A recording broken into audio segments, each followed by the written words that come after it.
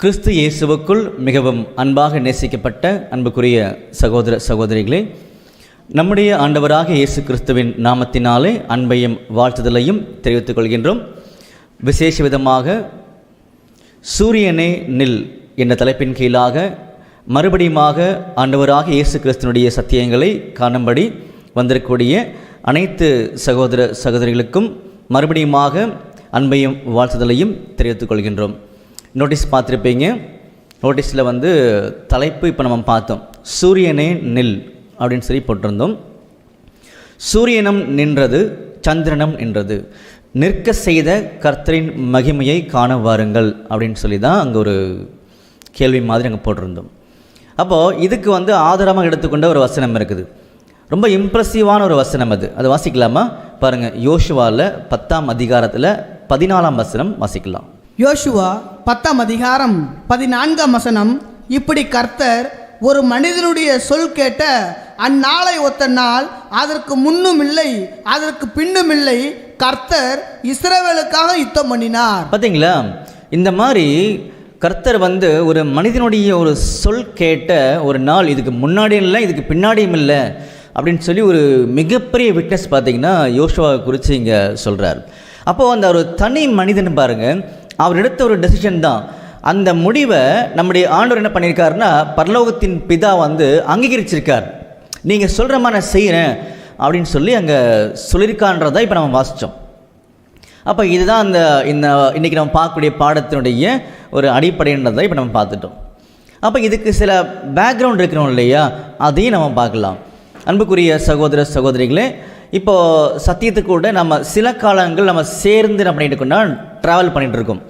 அதனால் வேதத்தில் சொல்லப்பட்ட சத்தியங்கள் எந்த வகையில் படித்தால் புரிந்து கொள்ள முடியும் அப்படின்ற ஒரு அடிப்படையை பார்த்திங்கன்னா எல்லாருக்குமே தெரியும். அப்போது நம்ம எல்லாருக்குமே பொதுவானது வேதாகமம். அப்போ இந்த வேதாகமத்தை அணுகக்கூடிய முறைமைகள் எல்லாமே நம்ம பார்த்து தான் உள்ளே வந்திருக்கும். அந்த வகையில் என்ன பண்ண போகிறோம்னா இன்றைக்கி இருக்கக்கூடிய பாடத்தையும் கவனிக்க போகிறோம். அப்போ யாருக்காவது இன்னும் அதிகமாக எங்களுக்கு தெரியணும் வேதத்தை பற்றி அப்படின்னா நீங்கள் என்ன பண்ணுங்கன்னா கீழே கமெண்ட் பாக்ஸில் போடலாம். அப்படி இல்லாட்டி என்னுடைய காஸ்பல் சொசைட்டியில் இருக்கக்கூடிய சேனலை நீங்கள் தொடர்ந்து வாட்ச் பண்ணால் கூட உங்களுக்கு தெரிய ஆரம்பிக்கும். சரிங்களா? ஓகே, இப்போ பாடத்துக்குள்ளாக வரலாம். அப்போது மோசே கூட இருந்து நல்லா ட்ரெயின் ஆன ஒரு மனுஷன் தான் பார்த்திங்கன்னா நம்முடைய யோசுவான்னு சொல்லக்கூடிய ஒரு யுத்த வீரன், மாவீரன் கூட அவரை சொல்லலாம். அப்போது அவர் இஸ்ரேல் ஜனங்களை வழிநடத்துறதுக்காக ஏற்படுத்தும் பொழுது அந்த காலப்பகுதி உள்ளே வந்துருச்சு. எப்போன்னா மோசேயுடைய மரணத்துக்கு பின்னாடி. அப்போ யோசுவாவை கூப்பிட்டு என்ன பண்ணார்னா ஆண்டவர் அங்கே பேசினார். பாருங்கள், யோசுவா 1ஆம் அதிகாரம் 4ஆம் வசனத்துலேருந்தே படிங்க. யோசுவா 1ஆம் அதிகாரம் 4ஆம் வசனம் முதல், வனாந்தரமும் இந்த லீபனோனும் தொடங்கி ஐபிராத்து நதியான பெரிய நதி மட்டும் உள்ள ஏத்தேரின் தேசம் அனைத்தும் சூரியன் அஸ்தமிக்கிற திசையான பெரிய சமுத்திரம் வரைக்கும் உங்கள் எல்லையா இருக்கும். பார்த்தீங்களா? இதெல்லாம் நான் உங்களுக்கு கொடுத்துருவேன் அப்படின்னு சொல்லி அவர் பேசிட்டே வரார். அப்படி வரும்பொழுதுதான் 7ஆம் வசனம் பாருங்க. 7ஆம் வசனம், என் தாசனாகிய மோசே உனக்கு கற்பித்த நியாயப்பிரமாணத்தின்படி எல்லாம் செய்ய கவனமாய் இருக்க மாத்திரம். பார்த்தீங்களா? இந்த ஒரு எச்சரிப்பு கொடுக்குறார். நீ எல்லாம் பண்ணு, ஆனால் நியாயப்பிரமாணத்தில் என்ன சொல்லியிருக்கோ அதன்படி செய்கிறதுக்கு மிகவும் கவனமுள்ளவனாக நீ இரு அப்படின்னு சொல்லி யோசுவாக்கிட்ட சொல்கிறார். அப்போ இந்த வார்த்தைக்கு முன்னாடி யோசுவாவை நம்முடைய தேவன் பிதா எப்படி பலப்படுத்தினார் அப்படின்றத வாசிக்கலாம் பாருங்க. அதிலே 5-6 படிங்க. யோசுவா 1ஆம் அதிகாரம் 5ஆம் வசனம் முதல், நீ உயிரோடு இருக்கும் நாளெல்லாம் ஒருவனும் உனக்கு முன்பாக எதிர்த்து நிற்பதில்லை. பாருங்க, என்ன மாதிரி வார்த்தை பாருங்க.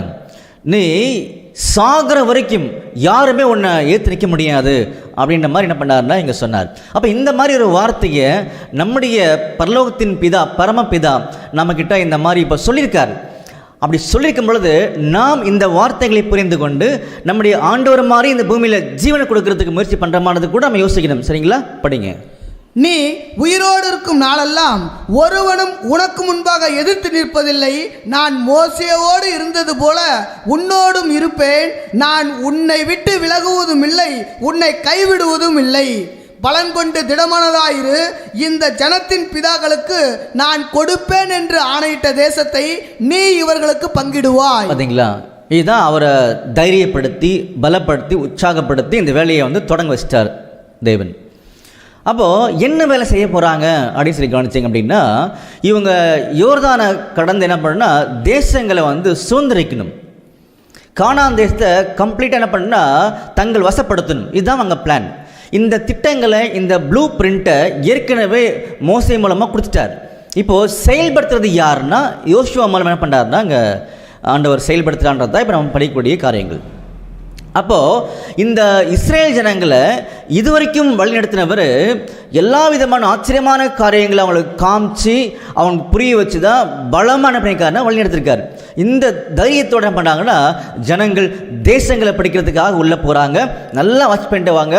அருமையான சத்தியத்தை பார்த்தீங்கன்னா உள்ளே வச்சிருக்கான்றது நமக்கு புரிய ஆரம்பிக்கும்.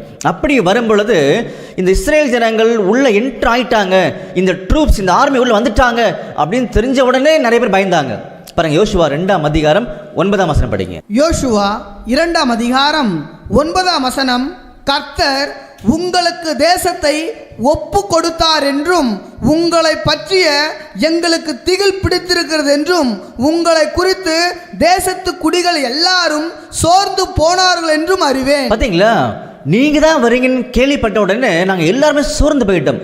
அப்படிப்பட்ட ஒரு பலமுள்ள ஒரு ஜனங்கள் தான் இஸ்ரேல் ஜனங்கள் அப்படின்றத இங்கே அடையாளப்படுத்தி காமிக்கிறாங்க. காரணம் என்னன்னா அவர்களின் தேவன் பலமுள்ளவர், வல்லமை உள்ளவர்.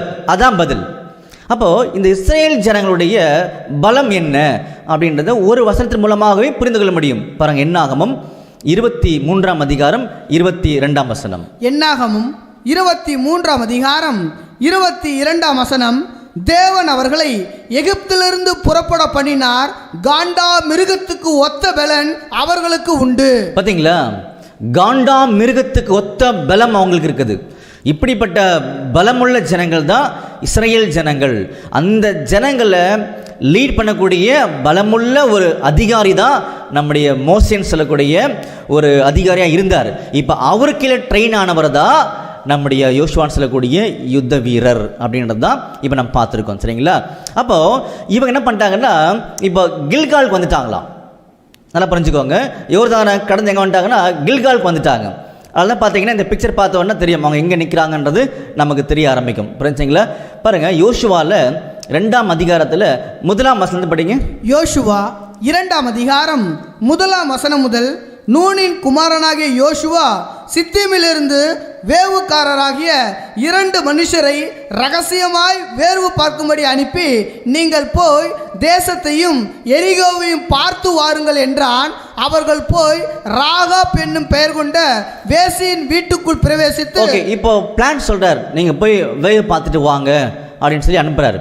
அப்போ இந்த பிளான்லாம் முடிஞ்ச உடனே பாருங்க 3ஆம் அதிகாரத்தில் 1ஆம் வசனம் வாசிக்கலாம். யோசுவா 3ஆம் அதிகாரம் 1ஆம் வசனம், அதிகாலமே யோசுவா எழுந்திருந்த பின்பு அவனும் இஸ்ரவேல் புத்திரர் அனைவரும் சித்தீமிலிருந்து பிரயாணம் பண்ணி யோர்தான் மட்டும் வந்து அதை கடந்து போகும் முன்னே அங்கே ராத்தங்கினார்கள். 3 நாள் சென்ற பின்பு அதிபதிகள் பாளையம் எங்கும் போய் ஜனங்களை நோக்கி, நீங்கள் உங்கள் தேவனாகிய கர்த்தருடைய உடன்படிக்கை பெட்டியையும் அதை சுமக்கிற லேவியராகிய ஆசாரியர்களையும் கண்டவுடனே நீங்களும் உங்கள் இடத்தை விட்டு பிரயாணப்பட்டு அதற்கு பின் செல்லுங்கள். ஓகே, ஸோ இப்படிலாம் பிளான்லாம் சொல்லி முடிச்சிட்டார். பிளான் சொல்லி முடிச்சு என்ன பண்ணிட்டாங்கன்னா இவங்க யோர்தானை கடந்து எங்கே வந்துட்டாங்கன்னா கில்காலுக்கு வந்துட்டாங்களாம். பாருங்க, அதிலே 5ஆம் அதிகாரம் 10ஆம் வசனம் வாசிக்கலாம். யோசுவா 5ஆம் அதிகாரம் 10ஆம் வசனம், இஸ்ரவேல் புத்திரர் கில்காலில் பாளையம் இறங்கியிருந்து மாதத்தின் 14ஆம் தேதி அந்தி நேரத்திலே, ஓகே, அப்போ கில்காலுக்கு வந்துட்டாங்க. இப்போ என்ன பிளானு? அடுத்த அட்டாக் வந்து எரிகோ. புரிஞ்சுங்களா? அப்போது எரிகோ என்பது பார்த்தீங்கன்னா ஒரு பலமான ஸ்ட்ராங்கஸ்ட் ஃபோர்ட், கோட்டை. அவ்வளோ சீக்கிரம் என்ன பண்ண முடியாதுன்னா எரிகோவை அடிக்க முடியாது. இந்த எரிகோவை குறித்து ஒரு ஆச்சரியமான உண்மை இருக்குது வேதாமத்தில். அதையும் ஆண்டவர் சித்தமானால் வரக்கூடிய காலங்களில் நம்ம கவனிக்கலாம். அப்போ அந்த எரிகோவை பிடிக்கணும். எரிகோ கூட பார்த்திங்கன்னா நல்ல ஒரு செழிப்பான இடம். ஏன்னா நிறைய பேரிச்ச மரங்கள் இருக்கக்கூடிய ஒரு பட்டணம். அது நல்லா ஸ்மெல் அடிக்கும், நல்லா ஃப்ராக்ரன்ஸ். அந்தளவுக்கு ஒரு செழிப்பான பட்டணம் தான் அந்த எரிகோ. ஆனால் ரொம்ப ஸ்ட்ராங், உடைக்க முடியாது. ஆனாலும் ஒரு பிளான் சொன்னார் ஆண்டவர். அது என்ன பண்ணாங்கன்னா ஃபாலோ பண்ணி எரிகோவை தகர்த்து என்ன பண்ணாங்கன்னா உள்ளே என்ட்ரு ஆகிட்டாங்க. உள்ளே என்ட்ராகி அதுக்கப்புறம் இருக்கக்கூடிய முக்கியமான பட்டணம் தான் ஆயி அப்படின்னு சொல்லக்கூடிய ஒரு பட்டணம். அந்த பட்டணத்தை பிடிக்கிறதுக்காக யுத்த மனுஷர்கள்லாம் சேர்ந்து உள்ளே போனாங்க. உள்ளே போகும் பொழுது சில சங்கடங்கள் அங்கே ஏற்கனவே ஏற்படுத்திட்டாங்க சில பேர். அதனால் முதல் அட்டம்ப்டில் அங்கே ஃபெயில் ஆகிட்டாங்க. உடனே யோசுவா என்ன பண்ணாருன்னா, தேவனே கர்த்தாவே இப்படி நடக்குது, என்ன பிரச்சனை அப்படின்னு சொல்லும் பொழுது, இல்லைப்பா, உங்கள் நடுவில் ஒரு மனிதன் இருக்கார், ஆகான் சொல்லக்கூடிய மனிதன். நான் எதை பண்ணக்கூடாதுன்னு சொன்னனோ அதை அவர் பண்ணிட்டார். அதனால் நீங்கள் தோல்விக்குள்ளே போயிட்டீங்க, முதல் அட்டம்ப்டில் மாற்றிக்கோங்கப்பா அப்படின்னு சொன்னார். அந்த மாதிரி தான் அன்புக்குரிய சகோதர சகோதரிகளே, நாம் கூட ஜெயிக்கணும் அப்படின்னா எதை தொடக்கூடாதுன்னு சொல்கிறாரோ அதை தொடக்கூடாது. அப்போது இங்கே ஆகான் தொட்ட விஷயங்களை இன்னைக்கு ஒட்டுமொத்த உலகமே தொட்டுட்டு இருக்குது. என்னென்னு தெரியணுமா? வெயிட் பண்ணுங்க, வரக்கூடிய காலங்களை கண்டுபிடிக்கலாம். சரிங்களா? அப்போ இப்படி என்ன பண்ணிட்டாங்கன்னா அந்த காரியங்களை நிவர்த்தி பண்ணுறாங்க, சரி பண்ணுறாங்க. சரி ஆண்டவரே, நாங்கள் எங்களுடைய தவறுகள்லாம் மாற்றிக்கிறோம் அப்படின்னு சொல்லி முடிச்சு என்ன பண்ணுறாங்கன்னா 8ஆம் அதிகாரம் கடந்துருவாங்க. இப்போது 9ஆம் அதிகாரத்துக்கு உள்ள என்ட்ராயிட்டோம். 9ஆம் அதிகாரம் வந்த உடனே பாருங்க, 1ஆம் வசனத்தை படிங்க. யோசுவா 9ஆம் அதிகாரம் 1ஆம் வசனம். யோர்தானுக்கு இப்புறத்திலே மலைகளிலும் பள்ளத்தாக்குகளிலும் லீபனோனுக்கு எதிரான பெரிய சமுத்திரத்தின் கரையோரம் எங்கும் உள்ள ஏத்தியரும் எமோரியரும் கானானியரும் பெர்ஷியரும் ஏவியரும் எபூசியரும் ஆனவர்களுடைய சகல ராஜாக்களும் அதை கேள்விப்பட்ட போது, இப்படி ஆயி பட்டணத்தையும் பிடிச்சிட்டாங்களாம். யாரு?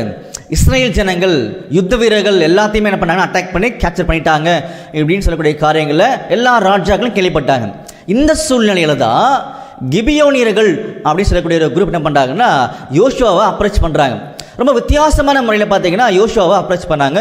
இதுவும் ஆச்சரியமான ஜீவனுக்குரிய ஒரு சத்தியம் உள்ள இருக்குது. அதையும் நம்ம பின்னாடி தெரிஞ்சுக்கலாம். அப்போ என்ன பண்ணிட்டாங்கன்னா, தொடர்ந்து படிங்க. யோசுவா 9ஆம் அதிகாரம் 2ஆம் வசனம். அவர்கள் ஒருமனப்பட்டு யோசுவாவோடும் இஸ்ரவேலரோடும் யுத்தம் பண்ண ஏகமாய் கூடினார்கள். எரிகோவுக்கும் ஆயிக்கும் யோசுவா செய்ததை கிபியோனின் குடிகள் கேள்விப்பட்ட பொழுது ஒரு தந்திரமான யோசனை பண்ணி தங்களை ஸ்தானாபதிகளைப் போல காண்பித்து பழைய ரட்டு பைகளையும், பார்த்தீங்களா, ஒரு தந்திரமான யோசனை பண்ணிட்டாங்களாம். பழைய ரெட்டு பைகளாம் போட்டுக்கிட்டு வராங்க. பாருங்க, வேஷம் பாருங்க எப்படி இருக்குன்னு பாருங்க. அவங்க கிட்ட படிங்க. பழைய ரட்டு பைகளையும் பீரலும் பொத்தலுமான பழைய திராட்சரச துருத்திகளையும் தங்கள் கழுதுகளின் மேல் வைத்து பழுது பார்க்கப்பட்ட பழைய பாதரட்சைகளை தங்கள் கால்களில் போட்டு பழைய வஸ்திரங்களை உடுத்தி கொண்டார்கள். பார்த்தீங்களா, இப்படி எல்லாத்தையுமே ஒரு வேஷமாக காமிச்சு என்ன பண்ணிட்டாங்கன்னா யோசுவா கிட்ட உடன்படிக்கை பண்ணிட்டாங்க. அப்படி பண்ணும் பொழுது பாருங்க, அதிலே 15ஆம் வசனம் படிக்கலாம். யோசுவா 9ஆம் அதிகாரம் 15ஆம் வசனம்.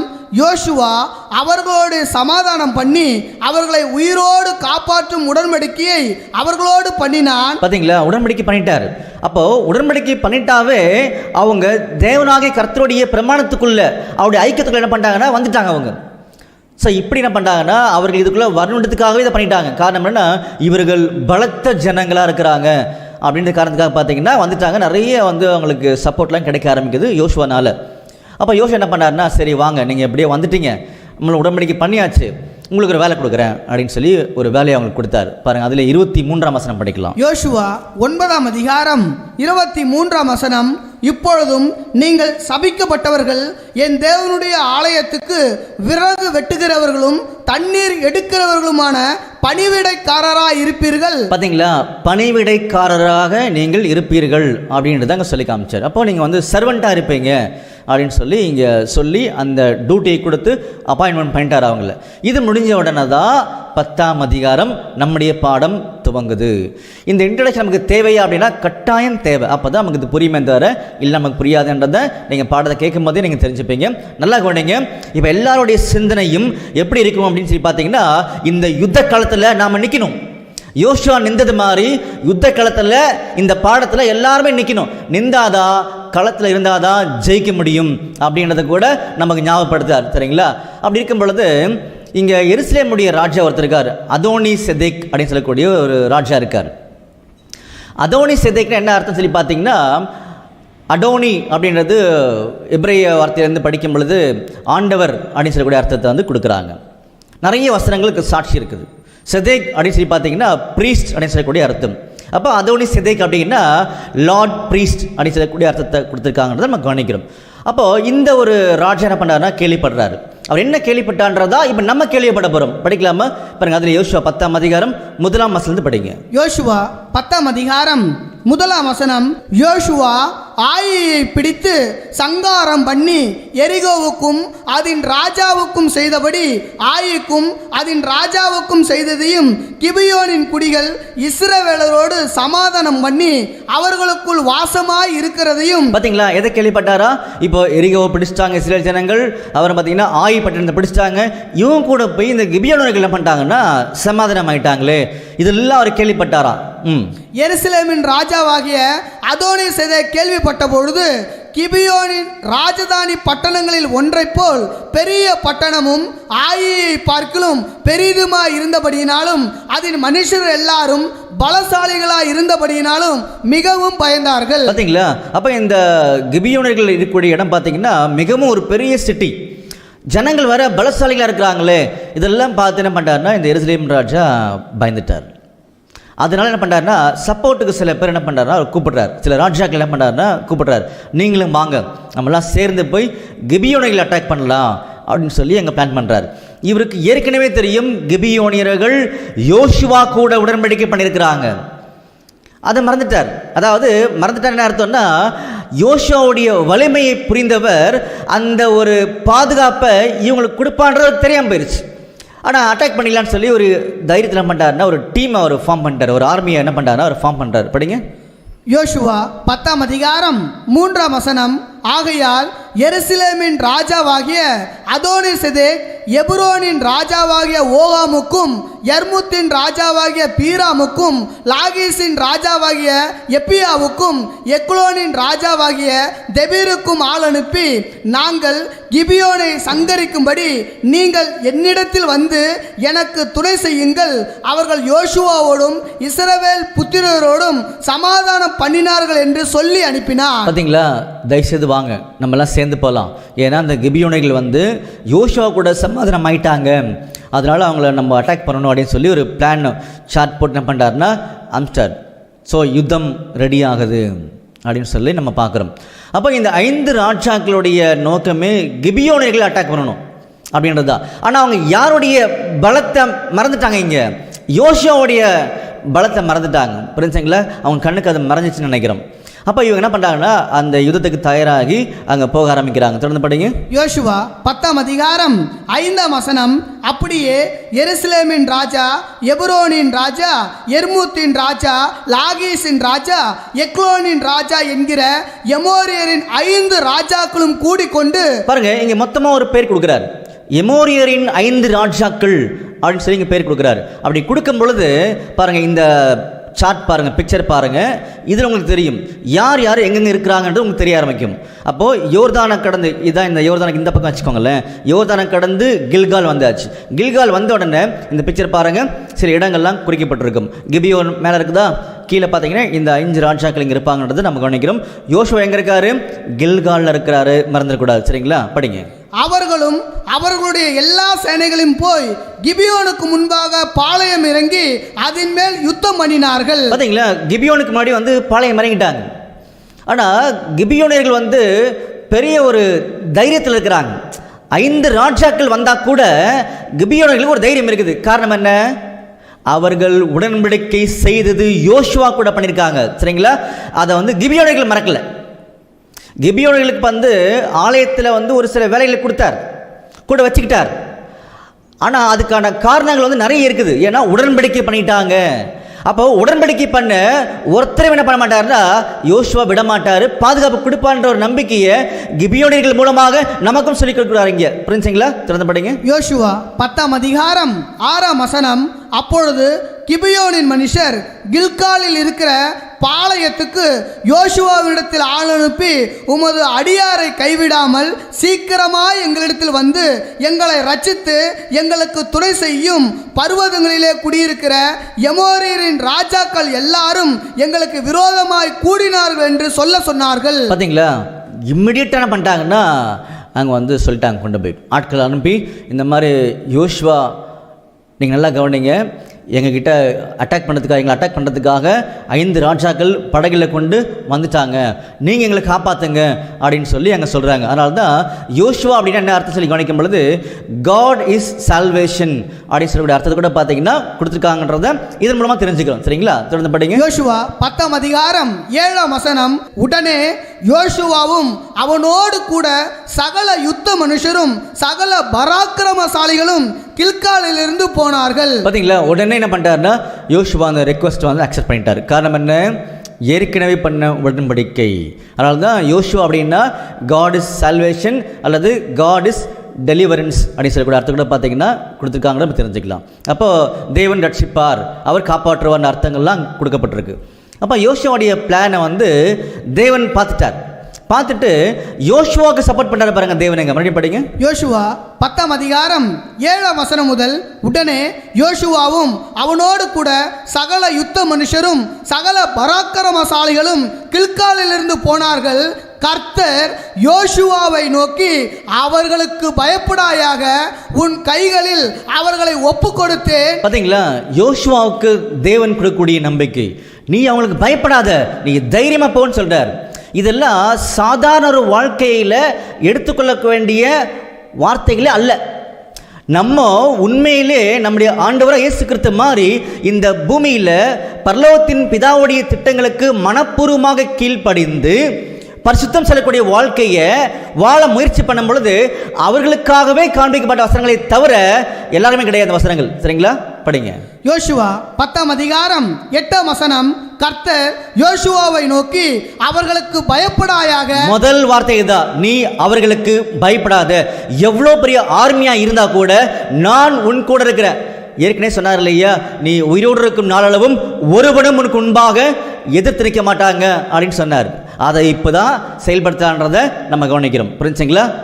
உன் கைகளில் அவர்களை ஒப்பு கொடுத்தேன், அவர்களில் ஒருவரும் உனக்கு முன்பாக நிற்பதில்லை என்றார். பார்த்தீங்களா, ஒரு திருமணிக்க முடியாது அப்படின்றத ஒரு நம்பிக்கைங்க கொடுத்துட்டார். அன்புக்குரிய சகோதரர்களே, இது எல்லாத்துக்குள்ளேயுமே ஆழமான சத்தியங்கள் உள்ள அடங்கியிருக்குது.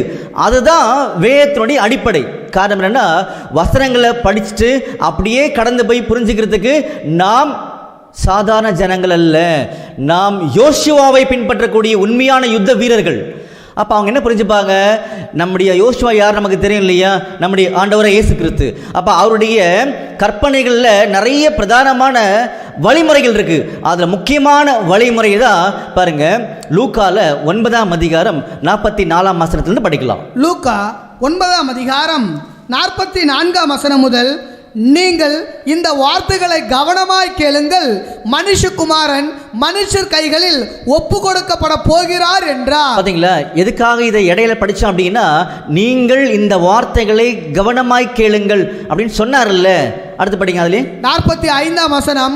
அவர்கள் அந்த வார்த்தையின் கருத்தை அறிந்து கொள்ளவில்லை. அப்போ அவர் சொன்ன வார்த்தையில அவருடைய உள்ளத்தினுடைய எண்ணங்கள் உள்ள அடங்கி இருக்குது. இதுதான் வேதத்தினுடைய அடிப்படை.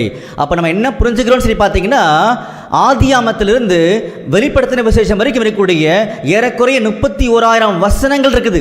இந்த ஒவ்வொரு வசனத்துக்கு உள்ளேயுமே ஆண்டவருடைய இருதயம் சத்தியம் மறைந்திருக்குது. அப்போ அந்த கோணத்தில் தான் வேதாகமத்தை அணுகணுமே தவிர வேறு எந்த கோணத்தில் அணுகினாலுமே நாம் உண்மை கிறிஸ்தவர்களாக இந்த பூமியில் வாழ்ந்து மறிக்க முடியாது. புரிஞ்சுங்களா? அப்போ அந்த கோணத்தில் தான் உள்ளே போகணுன்றது சட்டம். சரிங்களா? நிறைய வசனங்கள் இருக்குது, எல்லாருக்குமே தெரியும்.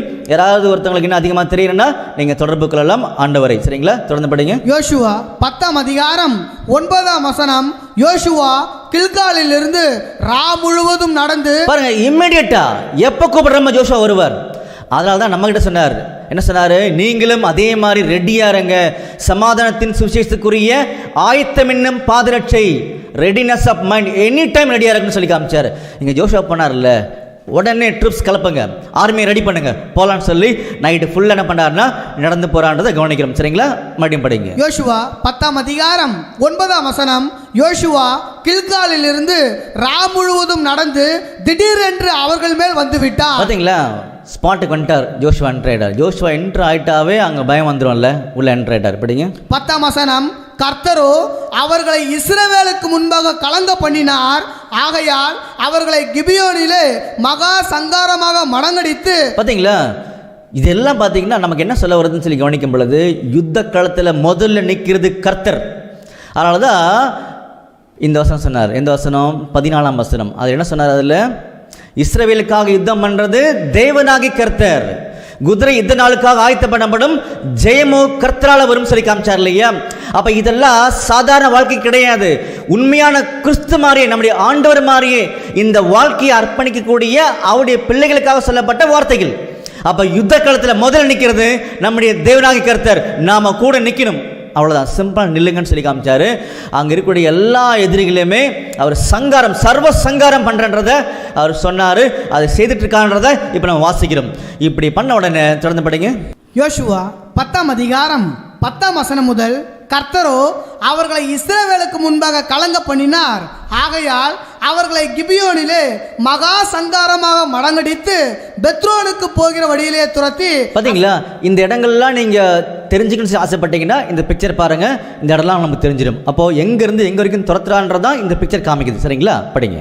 பெத்ரோனுக்கு போகிற வழியிலே துரத்தி அசைக்கா மட்டும் மக்கதா மட்டும் முறியடித்தார்கள். அவர்கள் பெத்ரோனிலிருந்து இறங்குகிற வழியிலே இஸ்ரவேலுக்கு முன்பாக ஓடி போகையில் அசைக்கா மட்டும் ஓடுகிற அவர்கள் மேல் கர்த்தர் வானத்திலிருந்து பெரிய கற்களை விழ பண்ணினார். பாத்தீங்களா, வானத்திலிருந்து பெரிய கற்களை விழ பண்ணினார் அப்படின்றத கவனிக்கிறோம். அப்படின்னா என்ன புரிய வைக்கிறார்னா, தேவன் யுத்த காலத்தில் இருக்கிறார் அப்படின்றத புரிய வைக்கிறார். காரணம் என்னன்னா, வானத்திலிருந்து பெரிய அந்த கற்கள் என்ன பண்ணார்னா இங்கே அனுப்புறான்றதை இங்கே கவனிக்கிறோம். சரிங்களா, படிங்க. கர்த்தர் வானத்திலிருந்து பெரிய கற்களை விழ பண்ணினார், அவர்கள் செத்தார்கள். இஸ்ரவேல் புத்திரர் பட்டயத்தால் கொன்றவர்களை பார்க்கிலும் கல்மழையினால் செத்தவர்கள் அதிகமாக இருந்தார்கள். பார்த்தீங்களா, கல்மழை மேலிருந்து வந்தது கல்மழைன்றது சொல்லி காமிக்கிறார். அப்போ நம்முடைய வேதாமத்தில் எல்லாமே ஆண்டவருடைய ஆச்சரியமான சத்தியங்கள் தான். அப்போ இந்த நிறைய இடங்கள் நம்ம கல்மலை பற்றி வாசிக்கிறோம் இல்லையா? எதுக்காக கல்மலை வச்சிருக்கிறாரு? நம்ம ஏற்கனவே நமக்கு தெரியும், யாத்ராமத்தில் கூட இது நடந்திருக்குது இல்லையா? அப்போ அந்த மாதிரி பாருங்கள், யோபுல 38ஆம் அதிகாரத்தில் 22ஆம் வசனத்திலிருந்து படிக்கலாம். யோபு 38ஆம் அதிகாரம் 22ஆம் வசனம் முதல், உறைந்த மழையின் பண்ட சாலைகளுக்குள் நீ பிரவேசித்தாயோ? கல்மழை இருக்கிற பண்ட சாலைகளை பார்த்தாயோ? ஆபத்து வருங்காலத்திலும் கலகமும் யுத்தமும் வருங்காலத்திலும் பிரயோகிக்கும்படி நான் அவைகளை வைத்திருக்கிறேன். பாத்தீங்களா, நான் எதுக்காக இந்த கல்மலையை வச்சிருக்கேன்றத நம்முடைய ஆண்டவர் சொல்றார். இந்த மாதிரி யுத்தம் வரக்கூடிய டைம் இல்லை, கலகம் வரக்கூடிய டைம் இல்லை, இதை எடுத்து தான் நான் அழிப்பேன்றதை இங்கே ரொம்ப தெளிவாக வச்சிருக்கார். இதில் ஆண்டுடைய ஒவ்வொரு திட்டத்தினுடைய ஏற்பாடுகள் அப்படின்றது பார்த்தீங்கன்னா புரிஞ்சுக்கிட்டோம். அப்போது மனிதனால் கொல்லப்பட்டவர்களை விட தேவனால் கொல்லப்பட்டவர்கள் தான் அதிகம். அப்போ இஸ்ரேலுக்கு விரோதமாக எந்த கையுமே நீட்ட முடியாத அளவுக்கு பார்த்தீங்கன்னா யோசுவா உயர்த்தி வைக்கிறாரு பரலோகத்தின் தேவன் அப்படின்ற ஒரு காரியத்தை கூட பார்த்தீங்கன்னா இங்கே தெளிவாக நாம் புரிந்து கொள்கிறோம். சரிங்களா, தொடர்ந்து படிங்க. யோசுவா 10ஆம் அதிகாரம் 12ஆம் வசனம், கர்த்தர் எமோரியரை இஸ்ரவேல் புத்திரருக்கு முன்பாக ஒப்பு கொடுக்கிற அந்நாளிலே யோசுவா கர்த்தரை நோக்கி பேசி. பார்த்தீங்களா, நல்லா கவனிங்க. இந்த வசனம் ரொம்ப முக்கியமான வசனம். இந்த இடத்துல தான் யோசுவா அவர் இண்டிவிஜுவல் என்ன பண்ணார்னா, தேவன் மேலே வச்ச அந்த நம்பிக்கையினால ரொம்ப கான்ஃபிடென்ட்டாக என்ன பண்ணார்னா, தைரியமாக ஒரு ரெக்வஸ்ட் பண்ணி வச்சிட்டார். என்ன ரெக்வஸ்ட்? படிங்க. யோசுவா 10ஆம் அதிகாரம் 12ஆம் வசனம், கர்த்தர் எமோரியரை இஸ்ரவேல் புத்திரருக்கு முன்பாக ஒப்பு கொடுக்கிற அந்நாளிலே. பாத்தீங்களா, இஸ்ரேல் புத்திரருடைய கையில ஒப்பு கொடுக்கிற அந்நாளிலே அப்படின்றார். யோசுவா கர்த்தரை நோக்கி பேசி, பின்பு இஸ்ரவேலின் கண்களுக்கு முன்பாக சூரியனே நீ கிபியோனின் மேலும், சந்திரனே நீ ஆயலோன் பள்ளத்தாக்கின் மேலும் தரித்து நில்லுங்கள் என்றார். பாத்தீங்களா, எவ்வளவு பெரிய ரெக்வஸ்ட் பாருங்க. தைரியமான பண்ணிட்டார்னா தேவனுக்கிட்ட அந்த ரெக்வஸ்ட் வச்சிட்டார். சூரியனே நீ நில், எங்க நில்லு? கபியோன் மேல நில்லு அப்படின்னு சொன்னார். சந்திரனே நீ தரித்து நில், எங்க நில்லு? ஆயோன் மேல நில்லு அப்படின்னு சொல்லி அங்கே சொல்லிட்டார். அப்போ இது இந்த இடங்கள்லாம் பார்த்தீங்கன்னா கிபியோன் இருக்கக்கூடிய முக்கியமான இடங்கள்ன்றதை நமக்கு தெரியும். காரணம் என்னன்னா, இந்த கிபியோன் சொல்லக்கூடிய பட்டணம் முதல்ல இது தான் புத்திரருக்கு தான் கொடுத்துருந்தாங்க. அதுக்கப்புறம் பார்த்தீங்கன்னா இதை எமோரியர் என்ன பண்ணாங்கன்னா கண்ட்ரோல் பண்ண ஆரம்பித்தாங்க. அதுக்கப்புறமா இது பெஞ்சமின் கோத்திரம் அவங்ககிட்ட வந்துச்சு. அப்புறம் சில காலங்க அப்புறமா செபுலோன் அவங்ககிட்ட போயிடுச்சு. இப்படி மாறி மாறி வந்திருக்குது. அப்போ இந்த ஒரு கிபியோனுடைய பட்டணங்கள் அதில் யார் குடியிருக்கிறான்னு சொல்லி கவனிக்கும் பொழுது பெஞ்சமின் கோத்திரத்தாராம். பாருங்க, அதிலே ஜட்ஜஸ் நியாயாதிபதிகளில் 19ஆம் அதிகாரத்தில் 14ஆம் வசனத்தில் படிக்கலாம். நியாயாதிபதிகள் 19ஆம் அதிகாரம் 14ஆம் வசனம் முதல் அப்படியே அப்பாலே நடந்து போனார்கள். பென்யமீன் நாட்டை சேர்ந்த கிபியாவின் கிட்ட வருகையில் சூரியன் அஸ்தமனமாயிற்று. பார்த்தீங்களா? ஸோ இதெல்லாம் நிறைய விளக்கங்கள் இருக்குது, இப்போதைக்கு புரிஞ்சுக்கலாம். இந்த கிபியோன் அப்படின்னு சொல்லக்கூடிய இடத்துல பார்த்தீங்கன்னா பென்யமீன் பத்திரம் இருந்திருக்காங்கன்றதுக்கு சாட்சிகளை வேதாமத்தில் வாசிச்சிருக்கும். அப்போது இந்த இடத்துல சூரியனே நில் அப்படின்னு சொல்லும் பொழுது அது எது மேலே நிற்கணுமா? கிபியோன் மேலே நிற்கணுமா? அதுக்கப்புறமா சந்திரனே நில் சொல்லும் பொழுது அது ஆயிலோன் மேலே நிற்கணும் அப்படின்னு சொல்கிறாங்க. அப்போ இதை தான் நம்முடைய ஏசாயா என்ன பண்ணாருன்னா அருமையாக ஒரு முக்கியமான தீர்க்க தரிசனத்தை கோட் பண்ணும் பொழுது எழுதி காமிச்சார் பாருங்க. ஏசாயாவில் 28ஆம் அதிகாரம் 21ஆம் வசனம் வாசிக்கலாம். ஏசாயா 28ஆம் அதிகாரம் 21ஆம் வசனம், கர்த்தர் தமது கிரியையாகிய அபூர்வமான கிரியை செய்யவும் தமது வேலையாகிய அபூர்வமான வேலையை நிறைவேற்றவும் அவர் பெராட்சி மலையிலே எழும்பினது போல எழும்பி கிபியோனின் பள்ளத்தாக்கில் கோபம் கொண்டது போல கோபம் கொள்வார். சிம்பிளா புரிஞ்சுக்கலாம். இங்க சூரியனே நில், சந்திரனே நில் அப்படின்னு சொன்ன அப்படின்னா அபூர்வமான கிரியை, ஒரே வார்த்தையில் பார்த்தீங்களா? அபூர்வமான கிரியை அப்படின்னா இதில் மனித எண்ணங்களை உள்ளே கொண்டு போகிறதுக்கான வாய்ப்பெல்லாம் கிடையாது. முதல்ல நம்ம அதை உள்ளே கொண்டு போகவும் கூடாது. அப்போ சூரியன் நின்றுச்சா, தரித்து நில் சொன்னார் இல்லையா? சந்திரனை தரித்து நில் அப்படின்னு சொன்னார் இல்லையா? அப்போ சொல்லறதுமாக அது சுத்தாமல் நின்று போயிருச்சா அப்படின்னு சொல்லி பார்த்தீங்கன்னா அந்த மாதிரி கிடையாது. அப்போது இங்கே பயன்படுத்தப்பட்ட வார்த்தையை கவனிக்கும் பொழுது டேமம், DAMAM அப்படின்னு சொல்லக்கூடிய ஒரு எபிரேய வார்த்தையுடைய ஒரு பதம் இங்கே பயன்படுத்தப்பட்டிருக்கும். என்ன அர்த்தம் சொல்லி பார்த்தீங்கன்னா டிம், DIM டிம், அப்படி இல்லாட்டி பார்த்தீங்கன்னா பி சைலண்ட் அப்படின்ற வார்த்தை என்ன பண்ணியிருக்காங்கன்னா பயன்படுத்தியிருக்காங்கன்னு புரிஞ்சுக்கிறோம். அப்போ இதே மாதிரி வார்த்தைகளை நீங்கள் போட்டு பார்த்தீங்கன்னா நிறைய சம்பவங்கள் நமக்கு தெரியும். உதாரணத்துக்கு பாருங்கள், யாத்திராமத்தில் 15ஆம் அதிகாரத்தில் 16ஆம் வசனம் வாசிக்கலாம். யாத்திராகமும் 15ஆம் அதிகாரம் 16ஆம் வசனம், பயமும் திகிலும் அவர்கள் மேல் விழும், கர்த்தாவே உமது ஜனங்கள் கடந்து போகும் வரையும், நீர் மீட்ட ஜனங்களே கடந்து போகும் வரையும் அவர்கள் உம்முடைய புயத்தின் மகத்துவத்தினால் கல்லை போல அசைவற்று இருப்பார்கள். யாரு பின்னாடி வந்தாங்க தெரியுமா? எகிப்தியர்கள், பார்வோனுடைய சேனை கல்லு மாறி அசைவற்று இருந்தார்கள். அப்படின்னா அவங்களுக்குள்ள உயிர் கிடையாதா? ஜீவன் இல்லையா? சுவாசிக்கலையா? அப்படி கிடையாது. பி ஸ்டில் அப்படின்னா எந்த ஒரு எதிர்ப்புகளே இல்லாமல் ஆணுடைய வார்த்தைக்கு கட்டுப்பட்டிருக்கக்கூடிய ஒரு சூழ்நிலையை தான் யாத்திரா வெளிப்படுத்தி காமிக்குது. அப்போ இங்கே யோசுவாவில் வரும் பொழுது சூரியன் நிந்திரிச்சா அப்படின்னு சொல்லி பார்த்தீங்கன்னா சூரியன் நிற்கவே இல்லை, ஆண்டு நிறுத்த மாட்டார். அதனால வேதத்துக்கு புறம்பான கேள்விகளை நம்ம எழுப்புறதுக்கான வாய்ப்புகளும் கிடையாது. என்ன மாதிரி கேள்விகள்? அப்போ தேவனுக்கு வல்லமை இல்லையா? அப்படிலாம் கேள்வி கேட்க முடியாது. அவருக்கு சகல வல்லமை இருக்குது, அதில் மாற்றமே கிடையாது. உலகத்தை ஒன்றுமெல்லாம் பண்ணிடுவார். பட் அந்த மாதிரிலாம் நம்முடைய மனித அறிவுக்கு உட்பட்டு என்ன பண்ண மாட்டாரா? திட்டங்களை செய்ய மாட்டார். தெய்வீக ஞானம் உள்ள இருக்குன்றதை சொல்லி காமிக்கிறார். அப்போ இதை ஈஸியாக என்ன பண்ண முடியும்னா புரிஞ்சுக்க முடியும். பாருங்கள், ப்ராக்டிக்கலாக கவனிக்கும் பொழுது நல்லா கவனிங்க. யுத்தம் ரொம்ப மும்முரமாக போயிட்டு இருக்குது. ப்ராக்டிக்கலாக கவனிக்கும் பொழுது நம்ம ஒரு காரில் போயிட்டுருக்குறோம். ஒரு 100 கிலோமீட்டர் ஸ்பீடில் போகிறோம், மேக்ஸிமம் ஒரு 120 கிலோமீட்டர் ஸ்பீடில் போகிறோம்னு வச்சுக்கோங்களேன். அப்போ நம்மளுக்கு அந்த ஸ்பீடு கொஞ்சம் நம்ம பார்க்க முடியும். நல்ல ஒரு காராக இருந்துச்சுன்னா அது கூட நமக்கு தெரியாது, போயிட்டுருக்கோம். ஆனால் அந்த கார் இடிச்சது எங்கேயாவது அப்படின்னு என்ன ஆகிடும்? யார் எங்கே இருக்கானே தெரியாது. புரிஞ்சுங்களா? அதே மாதிரி இந்த பூமி பார்த்தீங்கன்னா 1300 கிலோமீட்டர் ஏறக்குறைய அந்த ஸ்பீடில் இந்த பூமி சுற்றிட்டு இருக்குது. நாம் என்ன பண்ணிருக்கிறோம்? ஜாலியாக உட்காந்துருக்கோம். எல்லாருமே உட்காந்து நடக்கிறோம், பேசுகிறோம், தூங்குகிறோம், பாடம் கேட்குறோம், எல்லாம் பண்ணிட்டு இருக்கோம். தெரியுதா? அபூர்வமான கிரியை, கர்த்தருடைய கிரியை. அப்போ அந்த பூமியை நிறுத்திட்டா என்ன ஆகிடும்? இப்போ யோசிச்சு பாருங்க, ஒட்டுமொத்த உலகமே மாறிடும். அப்போ இந்த மாதிரிலாம் செய்யறதுக்கு வல்லம் இருக்குது, ஆனால் அது அவசியம் இல்லை நம்முடைய ஆண்டவருக்கு. அவருடைய ஞானம் மிகப்பெரியது. அப்போ மனித ஞானத்தை கொண்டு போயிட்டு ஆண்டவர் இப்படி செய்வார், அப்படி பண்ணுவார் அப்படி யோசிக்கிறத விட அவருடைய அபூர்வமான கிரியுடைய அந்த ஆழங்களை புரிந்து கொள்ள வேண்டியது அவசியம் அப்படின்னு சொல்லி காமிக்காரு. அப்போ அந்த மாதிரி தான் இங்கே சூரியன் பார்த்தீங்கன்னா சுற்றிட்டு இருக்குது. சுத்தம் பொழுது அது 137 மைல் ஸ்பீடு பெர் செகண்ட் சுற்றிட்டு இருக்குது. அதாவது 220 கிலோமீட்டர் ஸ்பீடில் பெர் செகண்டுக்கு என்ன பண்ணுதுன்னா இந்த சூரியன் சுற்றிட்டு இருக்குது. நிற்க வச்ச என்ன ஆகிடும்? நின்ற என்ன ஆகிடும்? யோசிச்சு பாருங்க பன்மக்குரிய சகோதரர்களே. அப்போ என்ன சொல்ல வராரு அப்படின்றதா நாம் புரிந்து கொள்ள வேண்டிய முக்கியமான விஷயங்கள்ன்றதை இங்கே கவனிக்கணும். அப்போ சூரியனின் நில் அப்படின்னு சொல்லும் பொழுது சூரியன் சுத்துறதை என்ன பண்ண சொல்ல அவர் நிற்க சொல்லவே இல்லை. அப்போ அதுக்கு ஒரு முக்கியமான காரணம் இருக்குது யோசுவா கிட்ட. இதில் அந்த வேதத்தை ஆண்டோடைய திட்டங்களோடு படிக்கக்கூடிய தேவனுடைய பிள்ளைகளுக்கு கிடைக்கக்கூடிய தெய்வீகமான பாக்கியங்கள், பிளஸ்ஸிங்ஸ். அப்போ நல்லாவே தெரியும், ஆதியாமத்திலிருந்து சில காரியங்களை ஆண்டவர் ஏற்படுத்தியிருந்தார். பாருங்க, உதாரணத்துக்கு வாசிக்கலாம் பாருங்க. ஆதியாகமம் 1 அதிகாரம் 15 வசனம் வாசிங்க. ஆதியாகமம் 1 அதிகாரம் 15 வசனம், அவைகள் பூமியின் மேல் பிரகாசிக்கும்படிக்கு வானம் என்கிற ஆகாய விரிவிலே சுடர்களாய் இருக்க கடவுது என்றார். அது அப்படியே ஆயிற்று. தேவன் பகலையாள பெரிய சுடரும் இரவையாள சிறிய சுடரும் ஆகிய 2 மகத்தான சுடர்களையும் நட்சத்திரங்களையும் உண்டாக்கினார்.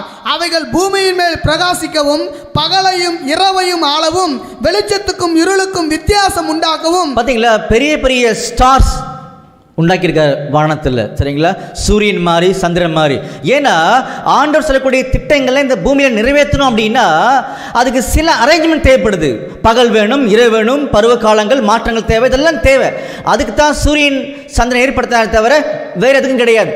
ஆனால் நம்முடைய ஆண்டவருடைய உண்மையான பிள்ளைகள் பார்த்தீங்கன்னா இதெல்லாம் நீங்கள் வணங்கக்கூடாது அப்படின்ற கட்டளையை பெற்றவர்கள். பாருங்க, உபாகமத்தில் 17 அதிகாரத்தில் 3 வசனம் படிங்க. உபாகமம் 17 அதிகாரம் 3 வசனம் முதல், நான் விலக்கி இருக்கிற வேறு தேவர்களையாவது சந்திர சூரியர் முதலான வான சேனைகளையாவது சேவித்து அவர்களை நமஸ்கரிக்காக காணப்பட்டால். பார்த்தீங்களா, அதெல்லாம் நீங்கள் நமஸ்கரிக்க கூடாது, வணங்கக்கூடாது அப்படின்னு சொன்னார். நம்ம கடந்த பாடத்தை கூட பார்த்தோம், ஒரு 2-3 பாடத்துக்கு முன்னாடி. நெற்றிகளில் அடையாளம், நல்ல ஒரு பாடம், கேட்டு பாருங்க. ஆண்டோடைய மகத்துவமான உண்மை அதில் இருக்குது. அப்போ அதில் கூட பார்த்தீங்கன்னா இஸ்ரேல் ஜனங்கள் ஆலயத்துக்கு உள்ளே நின்றுட்டு என்ன பண்ணாங்கன்னா சூரிய நமஸ்காரம் பண்ணாங்க. விட்டாரா? வெட்டினார். நம்ம பார்த்தோம் இல்லையா? வாட்ச் பண்ணி பாருங்க. அப்போ அந்த மாதிரி புறஜாதிகள் என்ன பண்ணிட்டாங்கன்னா பாருங்க, செப்பனியாவில் 1 அதிகாரம் 5 வசனம் வாசிக்கலாம். செப்பனியா 1 அதிகாரம் 5 வசனம், வீடுகளின் மேல் வானசேனையை பணிகிறவர்களையும் கர்த்தர் பேரில் ஆணையிட்டு. பார்த்தீங்களா, வீடுகளின் மேலே வானசேனையை வணங்கக்கூடிய ஜனங்கள் அப்படின்னு சொல்லி காமிக்கிறாரு. அந்த மாதிரி நிறைய புறஜாதி ஜனங்கள் இருந்திருக்காங்களாம்.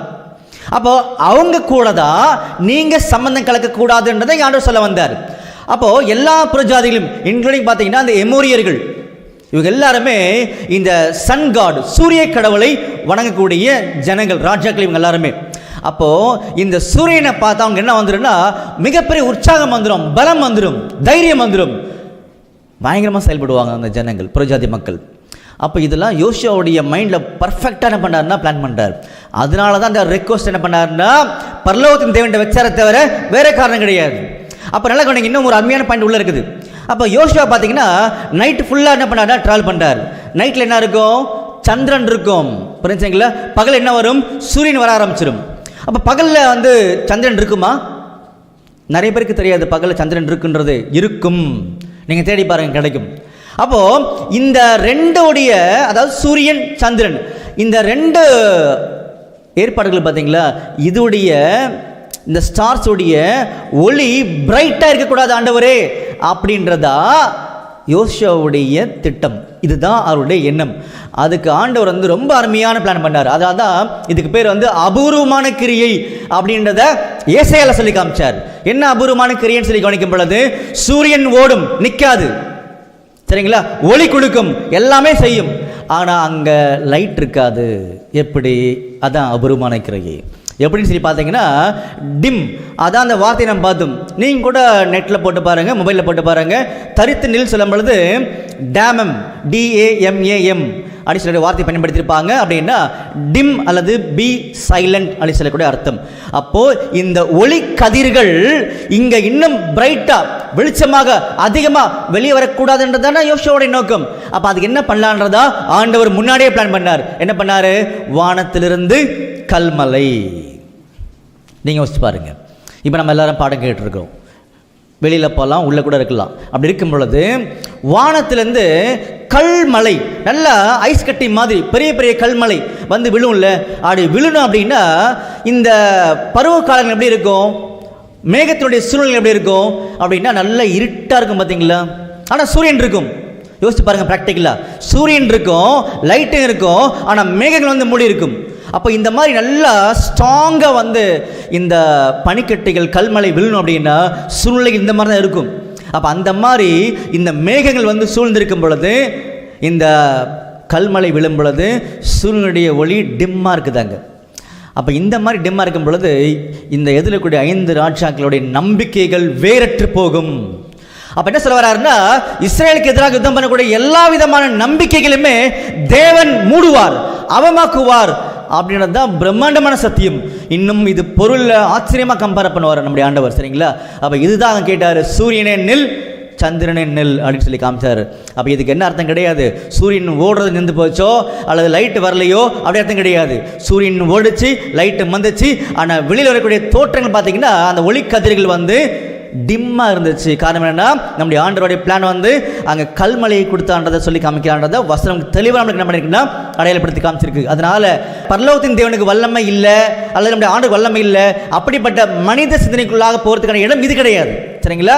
அவர் சர்வ வல்லமை உள்ளவர், எல்லாமே செய்வார், ஆனால் நேர்த்தியாக ஞானமாக செய்வார்.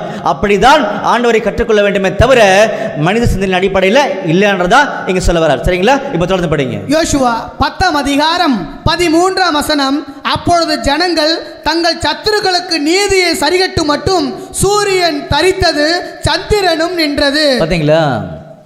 சத்துருக்களுக்கு சரி கட்டுற வரைக்கும் சர்வ சங்காரம், அந்த சத்துருக்களை கம்ப்ளீட்டா அவங்களோட அதிகாரங்கள் மேலோங்காதபடிக்கு அவர்கள் நம்பிக்கை பெற முடியாத அளவுக்கு என்ன பண்ணாருன்னா அந்த சந்திரனையும் சூரியனையும் அங்க டிம்மாக்கி விட்டாரா நம்முடைய ஆண்டவர். புரிஞ்சுங்களா? அடுத்து படிங்க. யோசுவா 10ஆம் அதிகாரம் 13ஆம் வசனம். அப்பொழுது ஜனங்கள் தங்கள் சத்துருக்களுக்கு நீதியை சரிகட்டு மட்டும் சூரியன் தரித்தது, சந்திரனும் நின்றது. இது யாசேரின் புஸ்தகத்தில் எழுதியிருக்கவில்லையா? பாத்தீங்களா? இது என்ன யாசேரின் புஸ்தகம் அப்படின்னு சொல்லி பார்த்தீங்கன்னா இதை குறித்து ஒரு பெரிய ரிசர்ச் நமக்கு தேவை கிடையாது. ஆக்சுவலா அன்புக்குரிய சகோதர சகோதரிகளே நல்லா கவனிங்க. ஏன் அப்படின்னு கேட்டிங்கன்னா, நமக்கு நம்முடைய ஆண்டவர் வந்து அங்கீகரித்த புஸ்தகம் 66 மட்டும்தான். நிறைய பேர் யோசிக்கலாம், 66 புஸ்தகமா அப்படின்னா இண்டெக்ஸில் போட்டிருக்குது, முகப்புரை இருக்கு இல்லையா, அதில் போட்டிருக்கு 66, அதனால சொல்கிறீங்களா அப்படின்னு கேட்டிங்கன்னா இல்லை. காரணம் என்னென்னா, நம்முடைய சகோதரர்கள் உலகத்துக்குள்ள இன்னும் நிறைய பேர் இருக்கிறாங்க. அப்போ அவங்களாம் சில வேதாகம் யூஸ் பண்ணுறாங்க இல்லையா, சில பேர் 73 புஸ்தகம் வச்சுருக்கிறாங்க, சில பேர் 83 வச்சுருக்கிறாங்க, நம்ம 66 வச்சுருக்கிறோம் அப்படின்னு பார்க்குறோம் இல்லையா. இதில் எது ரைட்டுன்றதை ஆண்டவர் எல்லா வேதாகமத்திலுமே வசனம் கொடுத்துருக்கார். 66 தான் ரைட்டுன்றதை வசனத்திலேயே எழுதி கொடுத்துருக்கிறார். யாருக்காவது தெரியணும்னா நீங்கள் கட்டாயமாக சந்தோஷமாக என்ன பண்ணா கண்டுபிடிக்கலாம். அதை பற்றி ரொம்ப டீட்டெயிலாக இந்த ஒரு இதுக்கு முன்னாடி நடந்த காணொலியில் நாங்கள் பேசியிருக்கோம், நீங்கள் கேட்டு பாருங்கள். சரிங்களா? அப்போ அன்புக்குரிய சகோதர சகோதரிகளே, அப்போ யாசேரின் புஸ்தகம்னு சொல்லும் பொழுது இந்த மாதிரி ஒரு புஸ்தகம் இருந்துச்சான்னு சொல்லி பார்த்தீங்கன்னா இருந்துச்சு. அது எப்படிப்பட்ட ஒரு புஸ்தகமாக இருந்தது அப்படின்னு சொல்லி கவனிக்கும் பொழுது இஸ்ரேல் ஜனங்களுக்குள்ள சில மகத்துவமான காரியங்கள்லாம் நடந்திருக்காம் பழைய காலத்தில். அப்புறம் பார்த்தீங்கன்னா சில வல்லமையான காரியங்கள், சில வந்து வித்தியாசமான காரியங்கள், அப்புறம் சில வந்து போயம் கவிதை மாதிரி இருக்கக்கூடிய சம்பவங்கள் நிறைய நடந்திருக்காம். அப்போது அதெல்லாம் வந்து இந்த புஸ்தகத்தை எழுதி வச்சிருக்கிறாங்க அப்படின்னு சொல்லி சொல்கிறாங்க. பட் அந்த புஸ்தகம் தொலைஞ்சிருச்சு.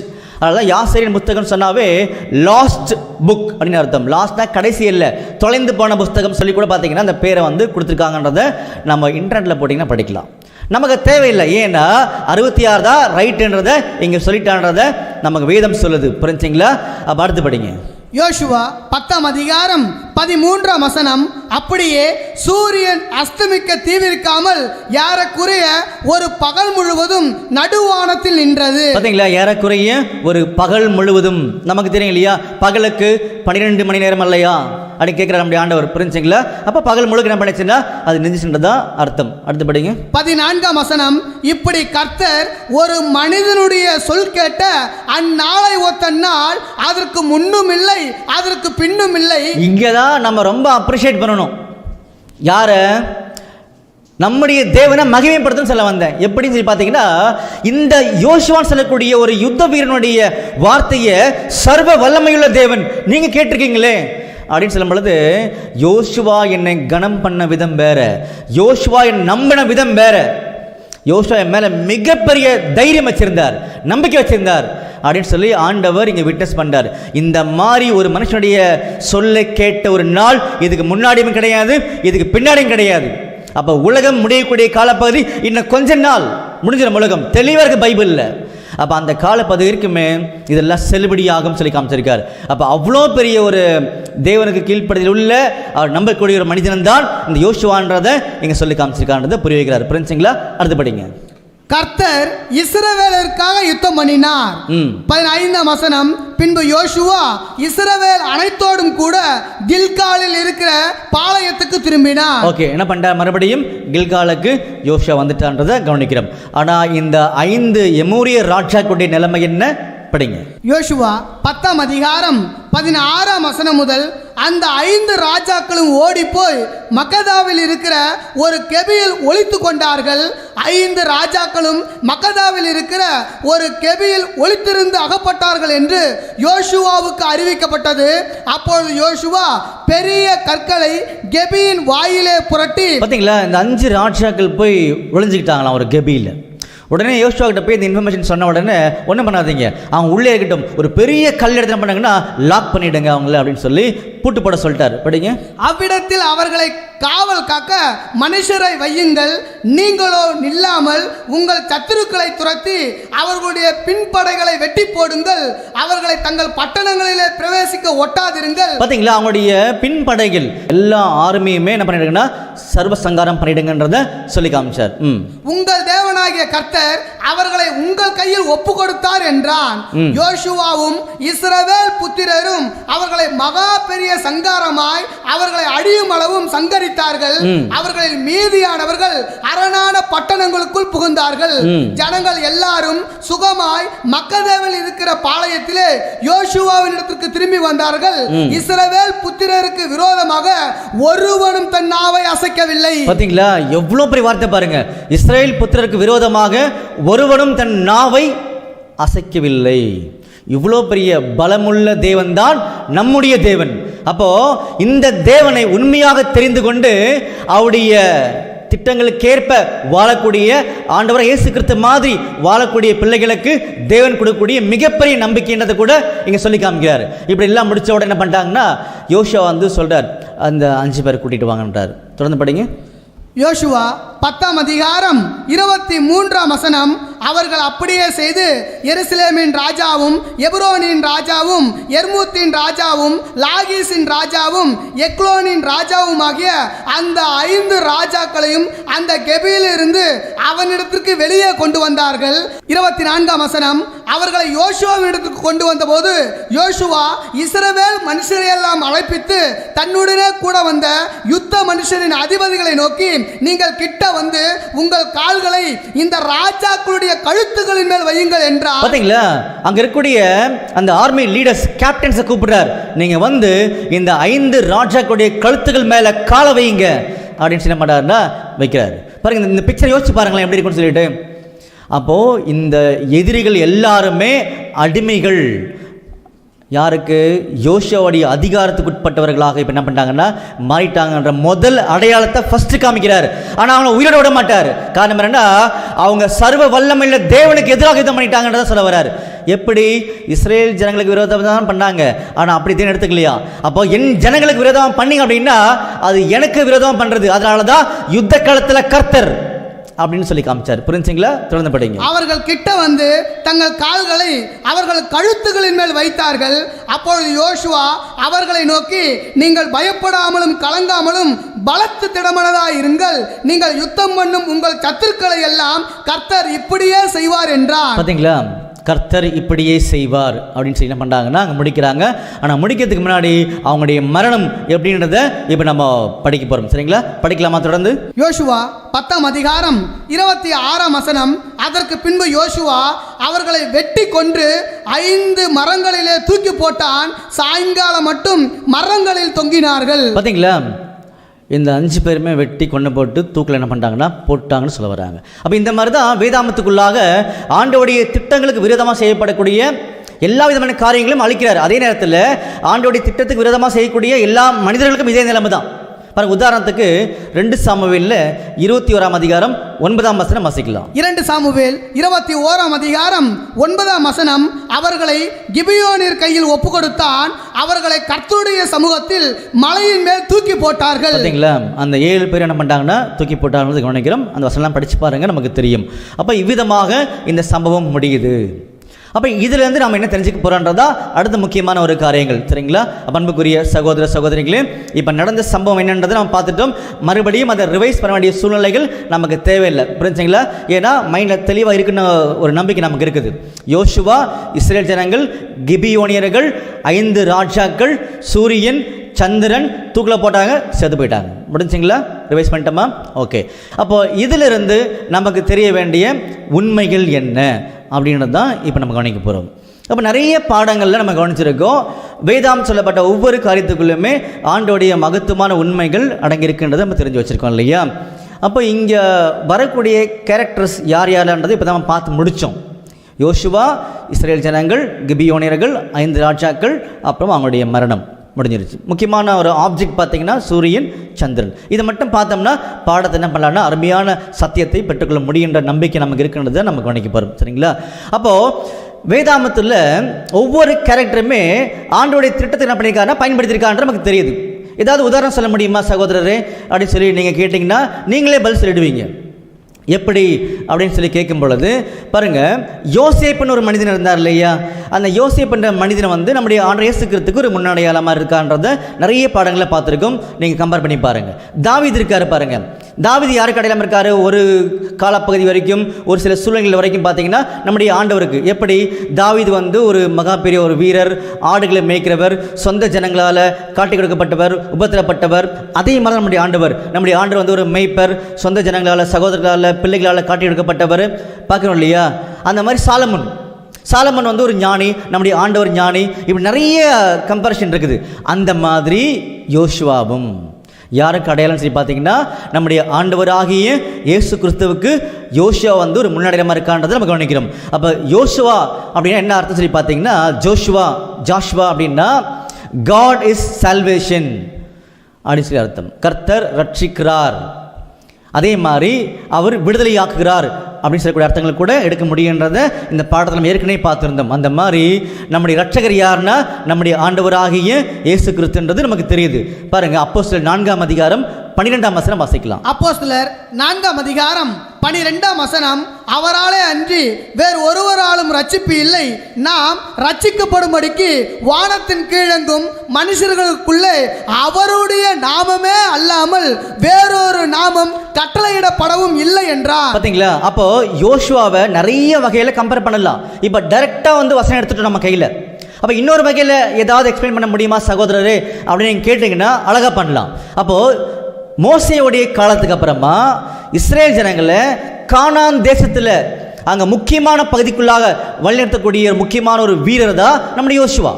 அப்போ யோசுவாவுடைய தலைமையின் கீழே தான் தேசத்தை கம்ப்ளீட்டாக பண்ணாங்கன்னா பிடிச்சாங்க. அந்த மாதிரி தான் யோசுவாவாகிய நம்முடைய ஆண்டவராக இயேசு கிறிஸ்துவின் தலைமையின் கீழே தான் இந்த 1000 வருட சாட்சி நடக்கும். எல்லா விதமான காரியங்களும் அதில் நிவர்த்தி செய்யப்படும்ன்றதை சொல்லி காமிச்சார். இந்த இடத்துல கூட சில சந்தேகங்கள் வந்து தோன்றலாம். எப்படி? அப்போ 1000 வருட சாட்சியில் யுத்தங்கள் இருக்குமா அப்படின்னு கேட்டிங்கன்னா 100% இருக்காது. அப்போது என்ன மாதிரி அர்த்தம் சொல்ல வரான்றதை நம்ம புரிஞ்சுக்கணும். அதுக்கு இந்த பாடம் கிடையாது, வேறு பாடம் இருக்குது, அப்போ புரிஞ்சுக்கலாம். அப்போது அந்த யுத்தத்தில் யாருமே எதிர்க்க முடியாத அளவுக்கு சூழ்நிலைகள் 1000 வருட சாட்சி இருக்குன்றதை சொல்லியிருக்காரு. இப்போ கன்ஃபியூஸ் பண்ணிக்க வேண்டாம், பின்னாடி தெரிஞ்சுக்கணும்னு சொல்லி ஆசைப்படுறவங்க கட்டாயமாக நீங்கள் கேளுங்க. ஆண்டவர் என்ன பண்ணுவார்னா உங்களுக்கு கொடுப்பார்னு சொல்லி நம்ம கவனிக்கிறோம். அப்போது யோசுவா அவர் மட்டும் தனியாக பண்ணலன்னா இந்த ஒரு கானான் தேச சுதந்திரக்கூடிய வேலைகளில் இன்னும் ஆகல, இஸ்ரேல் ஜனங்கள் கூட இருக்கிறாங்க. அப்போ யோசுவா நம்முடைய ஆண்டவர் இயேசு கிறிஸ்துவுக்கு அடையாளமாக இருந்தார் அப்படின்னா வசனத்தின் அடிப்படையில் இஸ்ரேல் ஜனங்கள் யாருக்கு அடையாளம்? வாசிக்கலாமா? கரெக்டா பாருங்க, கலாத்தியர் 6ஆம் அதிகாரம் 16ஆம் வசனம் வாசிக்கலாம். கலாத்தியர் 6ஆம் அதிகாரம் 16ஆம் வசனம், இந்த பிரமாணத்தின்படி நடந்து வருகிறவர்கள் எவர்களோ அவர்களுக்கும் தேவனுடைய இஸ்ரவேலருக்கும் சமாதானமும் இரக்கமும் உண்டாயிருப்பதாக. பாருங்க, அருமையா ஆங்கிலத்தில் படிச்சு பாருங்க, தெளிவா இருக்கும். இந்த பிரமாணத்தின்படி நடக்கிறவங்க தேவனுடைய இஸ்ரவேலர்கள் அப்படின்னு சொல்லி சொல்லப்பட்டிருக்கும். அப்போ இந்த இஸ்ரேல் ஜனங்களை தேவனுடைய இஸ்ரவேலர்கள் சொல்லி கம்பேர் பண்றார்.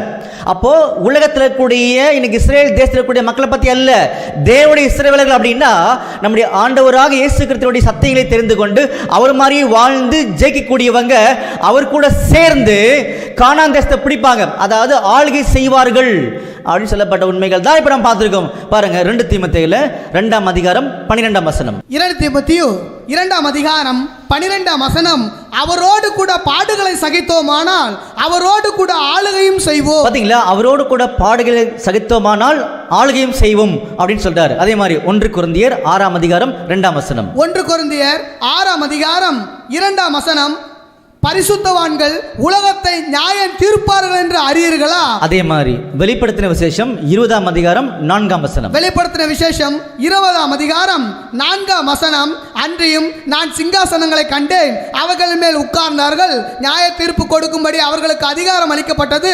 இயேசுவை பற்றிய சாட்சிய நிமித்தமும் தேவனுடைய வசனங்கள் நிமித்தமும் சிரசேதம் பண்ணப்பட்டவர்களுடைய ஆத்துமாக்களையும் மிருகத்தையாவது அதன் சொரூபத்தையாவது வணங்காமலும் தங்கள் நெற்றியிலும் தங்கள் கையிலும் அதன் முத்திரையை தரித்து கொள்ளாமலும் இருந்தவர்களையும் கண்டேன். அவர்கள் உயிர்த்து கிறிஸ்துவுடனே கூட 1000 வருஷம் அரசாண்டார்கள். பாத்தீங்களா அன்புக்குரிய சகோதர சகோதரிகளே, இந்த மாதிரி நிறைய வசனங்கள் வேதாமத்துக்குள்ளாக உண்மையை புரிந்து கொள்ளும்படியாக கொடுக்கப்பட்டிருக்குது. என்ன பார்த்திருக்கோம்? யோசுவா நம்முடைய ஆண்டவராக இயேசு கிறிஸ்துவை அடையாளப்படுத்துகிறார். உங்களாலே கண்டுபிடிக்க முடியும் அழகா, சரிங்களா? ஒரு பதில். அப்ப யோசுவா கூட இருக்கக்கூடிய யுத்த மனிதர்கள், இஸ்ரேல் ஜனங்கள், அவங்க யாருக்கு அடையாளம் சொல்லி பார்த்தீங்கன்னா, இன்னைக்கு ஆண்டவராக இயேசு கிறிஸ்துவை உண்மையாக பின்பற்றி அவர் மாதிரி வாழ்ந்து மறிக்கக்கூடிய தேவனுடைய பிள்ளைகள், நம்முடைய இயேசு கிறிஸ்துவுடைய சரீரமாக மாறக்கூடிய பிள்ளைகளுக்கு அடையாளம் இருக்கிறாங்கன்றத அநேக வசனத்தின் மூலமாக நம்ம ஒப்பிட்டு பார்த்தோம். அப்போ 1000 வருட சாட்சியில் ஒட்டுமொத்த உலக ஜனங்களையும் அந்த காலப்பகுதியில் ஆண்டவருடைய ஆசீர்வாதங்களை பெற்றுக்கொள்ளும்படியாக வழிநடத்தக்கூடிய 2 முக்கியமான நபர்கள் யார் சொல்லி பார்த்தீங்கன்னா, நம்முடைய இயேசு கிறிஸ்து தலையாக இருப்பார், சரீரமாக அவருடைய சபை செயல்படுவாங்கன்றதை இங்கே சொல்லி காமிச்சாரு. அதனால அநேக வார்த்தைகள் மூலமாக ஆண்டவர் நமக்கு புரிய வச்சிருக்கான்றதை மறந்துடக்கூடாதுன்றதை சொல்ல வர்றார். சரிங்களா? இப்போ இது ஒரு பாயிண்ட்.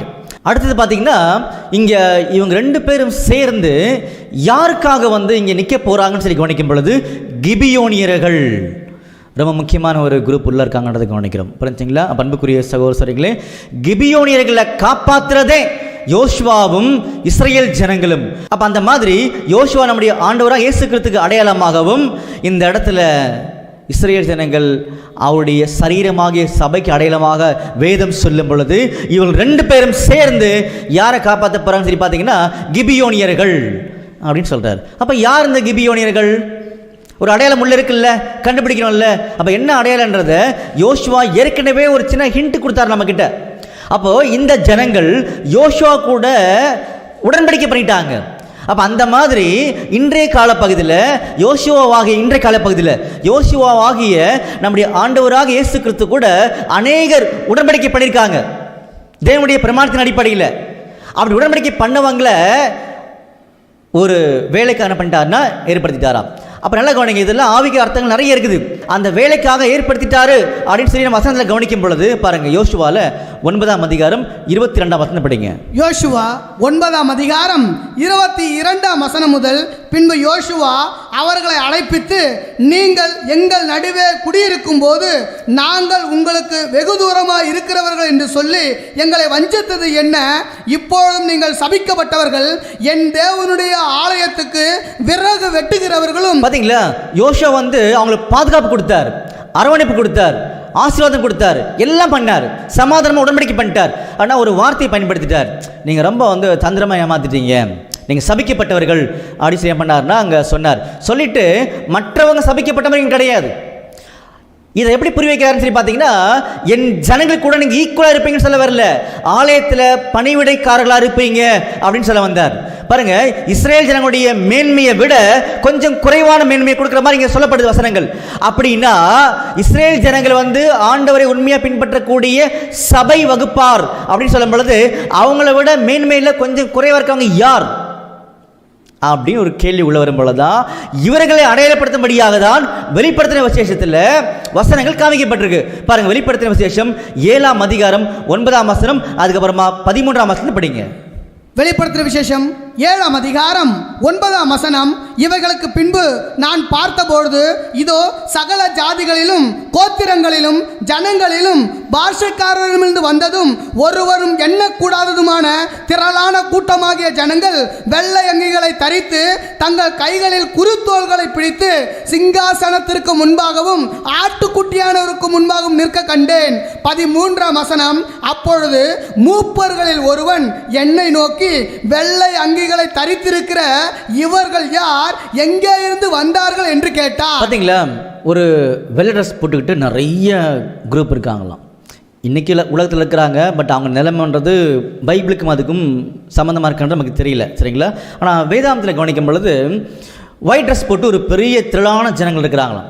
அப்போ ஒருத்தர் கேட்குறாரு, யார் ஆண்டவரே இந்த மாதிரி வெள்ளை ட்ரெஸ் போட்டு நிற்கிறாங்க அப்படின்னு சொல்லும் பொழுது, இந்த இடத்த நல்லா பகுத்தறிஞ்சு பாருங்கள். எளிமையாக புரிந்து கொள்ளக்கூடிய வேத சட்டங்கள் வெளிப்படுத்தும் விசேஷத்தில் இது ரொம்ப முக்கியமாக புரிஞ்சிக்க வேண்டிய காரியங்கள். அப்போ திரளான ஜனங்கள் நிற்கிறாங்களா? ஒருத்தர் கேள்வி கேட்டார். அப்போ தான் இந்த பதில் வருது. 13ஆம் வசனம் படிங்க. வெளிப்படுத்தின விசேஷம் 7ஆம் அதிகாரம் 13ஆம் வசனம். அப்பொழுது மூப்பர்களில் ஒருவன் என்னை நோக்கி, வெள்ளை அங்கிகளை தரித்திருக்கிற இவர்கள் யார், எங்கே இருந்து வந்தார்கள் என்று கேட்டான். அதற்கு நான், ஆண்டவனே, அது உமக்கே தெரியும் என்றேன். அப்பொழுது அவன், இவர்கள் மிகுந்த உபத்திரவத்திலிருந்து வந்தவர்கள். பார்த்தீங்களா, ஆண்டவரே அது உமக்கே தெரியும், இவர்கள் மிகுந்த உபத்திரத்திலிருந்து வந்தவர்கள் அப்படின்னு சொல்றார். அப்படி என்ன அர்த்தம்னா, இன்னைக்கு யோசுவாவாகிய நம்முடைய ஆண்டவர் இயேசு கிறிஸ்து கூட உடன்படிக்கை பண்ணிட்டு அந்த உடன்படிக்கைக்கு மனப்பூர்வமாக தங்களை ஒப்பு கொடுக்காம வாழணும் அப்படின்னு எண்ணங்கள் மட்டும் வச்சிருக்காங்க. இந்த வார்த்தையை வித்தியாசத்தை புரிஞ்சுக்கோங்க.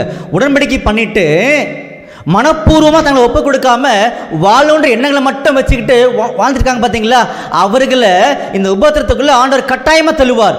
காரணம் என்னன்னா, உபத்திரம் இல்லாமல் எங்கே போக முடியாது, பரலோகத்துக்கு போக முடியாது. நீங்கள் அநேக உபத்திரங்கள் வழியாக தான் பரலோக ராஜ்யத்துக்கு பிரவேசிக்கணுன்றதை சட்டமாகவே சொல்லிக்கார அப்போஸ்தலர் நடவடிக்கைகளை நீங்கள் படித்து பாருங்க. இப்போ வெளிப்படுத்தின விஷயத்தை கண்டினியூ பண்ணும் பொழுது படிங்க. வெளிப்படுத்தின விசேஷம் 7ஆம் அதிகாரம் 14ஆம் வசனம். அதற்கு நான், ஆண்டவனே அது உமக்கே தெரியும் என்றேன்.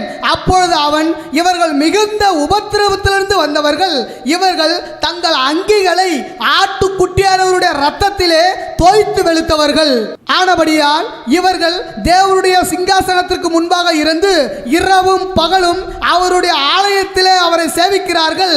சிங்காசனத்தின் மேல் வீற்றிருக்கிறவர் இவர்களுக்குள்ளே வாசமாய் இருப்பார்.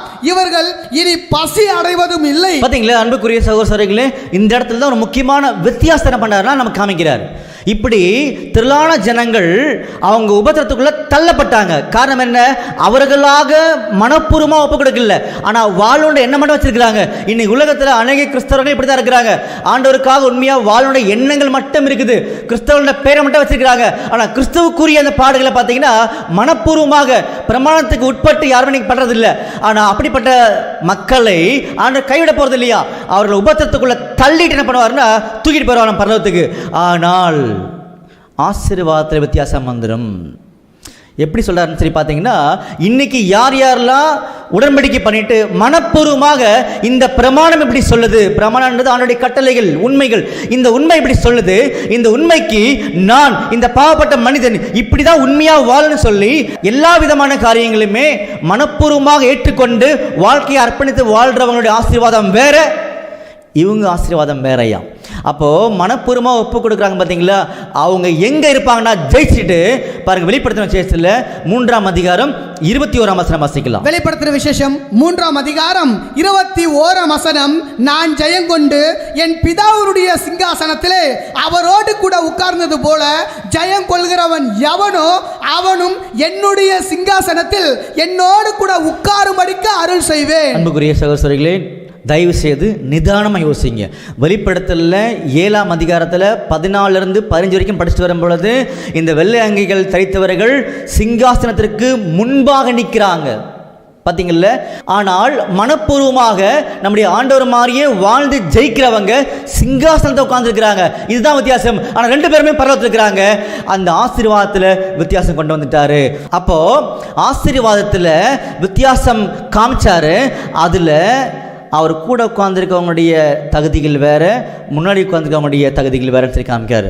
அப்போ முன்னாடி உட்கார்ந்துருக்கவங்கள தான் இந்த கிபியோனியர்கள் சொல்லி என்ன பண்ணுறாருன்னா, இங்கே யோசுவாவில் 9ஆம் அதிகாரத்தில் 23 சொல்லி காமிச்சார், ஆலயத்தில் நீங்கள் பணிவிடைக்காரர்கள் சொன்ன. பார்த்தீங்களா, அவ அந்த மாதிரி ஆலயமாக மாறக்கூடிய அவருடைய பிள்ளைகளாக இருக்கக்கூடிய மனப்பூர்வமாக ஜெயிச்சிருக்காங்க. பார்த்தீங்களா, அவர்களுக்கு கிபியோனிகள் மாதிரி இருக்கக்கூடிய வெள்ளை அங்கிகளை தரித்திருக்கக்கூடிய அந்த திரளான ஜனங்களாகிய திரள் கூட்டத்தார் பணிவிடை செய்வாங்க அப்படின்றது தான் இங்கே சொல்லப்பட்ட காரியங்கள். இந்த வார்த்தைகளை நீங்கள் ரிப்பீட்டடாக கேட்டு பாருங்க, கரெக்டாக புரியும்.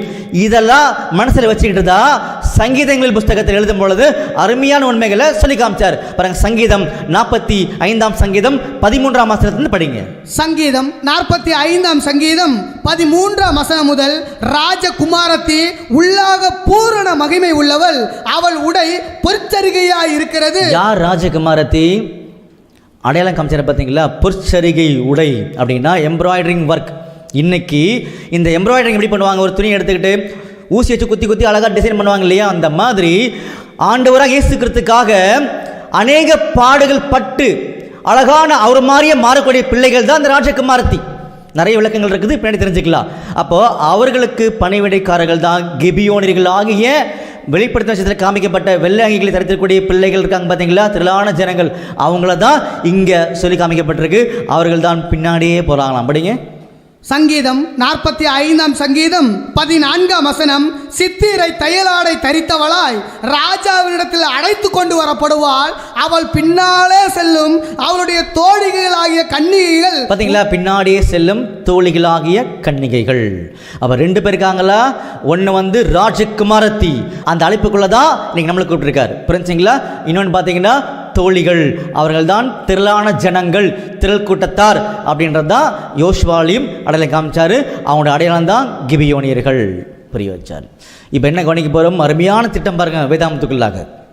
இந்த கிபியோனியர்கள் உபத்திரத்துக்குள்ளே மாட்டிக்கிட்டாங்க, புரிஞ்சுங்களா? அந்த உபத்திரத்துக்குள்ளே அவங்கள கொண்டு போனது, அவங்கள நொறுக்கணும் பிடிக்கணும்னு சொல்லி பிளான் பண்ணது யாருன்னு சொல்லி பார்த்தீங்கன்னா 5 ராஜாக்கள். அன்புக்குரிய சகோதரர்களே, இந்த 5 ராஜாக்களுடைய உண்மைகள் ஆச்சரியமான உண்மைகள் வேதாமத்தில், சரிங்களா? இப்போ நம்ம படிக்கலாமா? பாருங்க, யோசுவா 10 அதிகாரம் 1 வசனம் படிங்க. யோசுவா 10 அதிகாரம் 1 வசனம், யோசுவா ஆயை பிடித்து சங்காரம் பண்ணி எரிகோவுக்கும் அதன் ராஜாவுக்கும் செய்தபடி ஆயிக்கும் அதன் ராஜாவுக்கும் செய்ததையும், கிபியோனின் குடிகள் இஸ்ரவேலரோடு சமாதானம் பண்ணி அவர்களுக்குள் வாசமாய் இருக்கிறதையும் எருசலேமின் ராஜாவாகிய அதோனிசேதேக் கேள்விப்பட்ட போது. பார்த்தீங்களா? எருசலேமின் ராஜாவாகிய அதோனிசேதேக் கேள்விப்பட்ட பொழுது அப்படின்றார். அப்போ இவங்களாம் எந்த ராஜாக்கள்? எமோரியர். அந்த ராஜாக்கள், எமோருடைய ராஜாக்கள் சரி தான் வேதாமத்தை அடையாளப்படுத்தி காமிச்சிருக்காங்க. அப்போ இதில் முக்கியமான ராஜா தான் இந்த எருசலேமின் ராஜாவாகிய அதோனிசேதேக். அப்போ இவர் கிபியோனியர்களுக்கு எதிரானவர்ன்றது தெளிவாக காமிச்சிட்டாங்க. அப்போ இவங்க யார் அடையாளப்படுத்துகிறாங்க சொல்லி கவனிக்கும் பொழுது ஏற்கனவே இதுக்கான அடையாளத்தை பார்த்துருந்தோம். அப்போது இந்த இடத்துல எருசலேம் செல்லும் பொழுது அது மகாராஜாவுடைய நகரம் தானே. நம்மளுக்கு பொருளை நம்ம படிக்கிறோம் பாருங்க. சங்கீதத்தில் 48 2 படிக்கலாம். சங்கீதம் 48 சங்கீதம் 2 வசனம், வட திசையில் உள்ள சீயோன் பர்வதம் வடிப்புமான ஸ்தானமும் சர்வ பூமியின் மகிழ்ச்சியுமாய் இருக்கிறது, அதுவே மகாராஜாவின் நகரம். பார்த்தீங்களா என்ன சொல்ல வராரு? எப்படி நம்ம கனெக்ட் பண்ண போகிறோம் சத்தியத்தை அப்படின்றத ரொம்ப முக்கியம். இந்த இடத்துல நல்லா கவனிக்கணும். முக்கியமான ஏரியா இந்த ஏரியா நமக்கு, சரிங்களா? அப்போது அதோனிசேதேக் சொல்லும்போது, அடோனி அப்படின்னா ஆண்டவரே, ஆண்டவர் அப்படின்னு அர்த்தம். செதேக் சொல்லும் பொழுது செதேக் அப்படின்னா ப்ரீஸ்ட் அப்படின்னு சொல்லி அர்த்தம். அப்படின்னா லார்ட் ப்ரீஸ்ட் அப்படின்னு சொல்லக்கூடிய அர்த்தத்தை இங்கே கொடுத்துருக்காங்கன்றதை நம்ம கவனிக்கிறோம். அப்போது உண்மையான ஆண்டவருக்கு ஊழியம் செய்யும்படியாக இன்னைக்கு அநேகரை உலகத்துக்கு கூப்பிட்டுருக்காரு. ஆனால் சில பேர் போலியான வேஷம் தரிச்சிருக்கிறாங்க உலகத்துக்குள்ள. அவர்கள் தான் இந்த விசுவாச அமைப்புகள்ன்றதை நம்ம நிறைய பாடங்களில் பார்த்துருக்கோம் இல்லையா? அப்படின்னா இந்த மாதிரி விசுவாச அமைப்புகள் போலியான வேஷம் போட்டிருப்பாங்களா அப்படின்னு கேட்டீங்கன்னா ஆமாம் போட்டிருப்பாங்கன்றத வசனம் உறுதி பண்ணுது. படிக்கலாமா? பாருங்க, 2 கொரிந்தியர்ல 11 அதிகாரத்தில் 13 படிங்க. 2 கொரிந்தியர் 11 அதிகாரம் 13 வசனம், அப்படிப்பட்டவர்கள் கள்ள அப்போஸ்தலர்கள், கபடமுள்ள வேலையாட்கள், கிறிஸ்துவனுடைய அப்போஸ்தலரின் வேஷத்தை தரித்து கொண்டவர்களாய் இருக்கிறார்கள். அப்போஸ்தலனாகிய பவுல் கம்ப்ளைண்ட் பண்றாங்க சில பேர் அன்னைக்கு இருந்த சபைகளில். இந்த மாதிரி நிறைய அப்போஸ்தலர் இருக்கிறாங்க அப்படின்னு சொல்லும்போது பவுல் கிளியராக சந்தேகம் இல்லாமல் அழகாக சொன்னார். இங்கே பாருங்க, அப்படிப்பட்டவர்கள்லாம் கள்ள அப்போஸ்தலர்கள், கபடமுள்ள வேலையாட்கள் அப்படின்னு சொன்னார். அப்போது ஆண்டவருடைய ஊழியக்காரர்களுக்கும் உலகத்தில் உள்ள ஊழியக்காரர்களுக்கும் வித்தியாசம் இருக்குதான். எப்படி பாருங்க, கலாத்தியர்ல 1 அதிகாரத்தில் 10 வசனம் வாசிக்கலாம். கலாத்தியர் 1 அதிகாரம் 10 வசனம், இப்பொழுது நான் மனுஷரையா தேவனையா யாரை நாடி போதிக்கிறேன்? மனுஷரையா பிரியப்படுத்த பார்க்கிறேன்? நான் இன்னும் மனுஷரை பிரியப்படுத்துகிறவனாய் இருந்தால் நான் கிறிஸ்துவின் ஊழியக்காரன் அல்லவே. பாத்தீங்களா? மனுஷனை பிரியப்படுத்துற மாதிரி ஏதாவது ஒரு பிரசங்கம் இருந்துச்சு அப்படின்னா அவர்கள் கிறிஸ்துவனுடைய ஊழியக்காரர்களே அல்ல அப்படின்றத மிகவும் தெளிவாக என்ன பண்ணியிருக்காருன்னா இங்கே எழுதி கொடுத்துருக்காரு. அதே மாதிரி பாருங்க 1 தெசலோனிக்கர்ல 2ஆம் அதிகாரத்தில் 3-4 வசனங்கள் படிங்க. 1 தெசலோனிக்கர் 2ஆம் அதிகாரம் 3ஆம் வசனம் முதல், எங்கள் போதகம் வஞ்சகத்தினாலும் துர்ஆசையினாலும் உண்டாகவில்லை, அது கபடமுள்ளதாயும் இருக்கவில்லை. சுவிசேஷத்தை எங்களிடத்தில் ஒப்புவிக்கத்தக்கதாய் தேவன் எங்களை உத்தமர் என்று எண்ணினபடியே நாங்கள் மனுஷருக்கு அல்ல, எங்கள் இருதயங்களை சோதித்து அறிகிற தேவனுக்கே பிரியம் உண்டாக பேசுகிறோம். பாத்தீங்களா, யார் வேணாலும் எங்க வேணாலும் போய் பிரசங்கங்களை சத்தியங்களை கேட்கலாம். ஆனா யார்கிட்ட கேட்டாலுமே அவர்கள் தேவனுக்கு பிரியமுண்டாக வேத வசனங்களை அந்த உண்மையின் அடிப்படையில் பிரசங்கம் பண்றாங்களா, அந்த திட்டத்தின் அடிப்படையில் அந்த உபதேசங்கள் இருக்குதா அப்படின்னு செக் பண்ண வேண்டியது கடமைகள். ஒருவேளை அப்படி இல்லை அப்படின்னா அவர்கள் கள்ள அப்போஸ்தலர்கள், தவறான விசுவாச அமைப்பினர் அப்படின்றத வேதம் தெளிவுபடுத்துது. இப்படிப்பட்ட உண்மைகளை சொல்றதுக்கு தான் வேதம் இன்னைக்கு உண்மையான ஆண்டவருடைய பிள்ளைகளை கூப்பிட்டுருக்கின்றதா அப்போஸ்தலனாகிய பவுல் சொல்லி கொடுத்தாரு அன்னைக்கு இருந்த ஆதிகால சபைக்கு.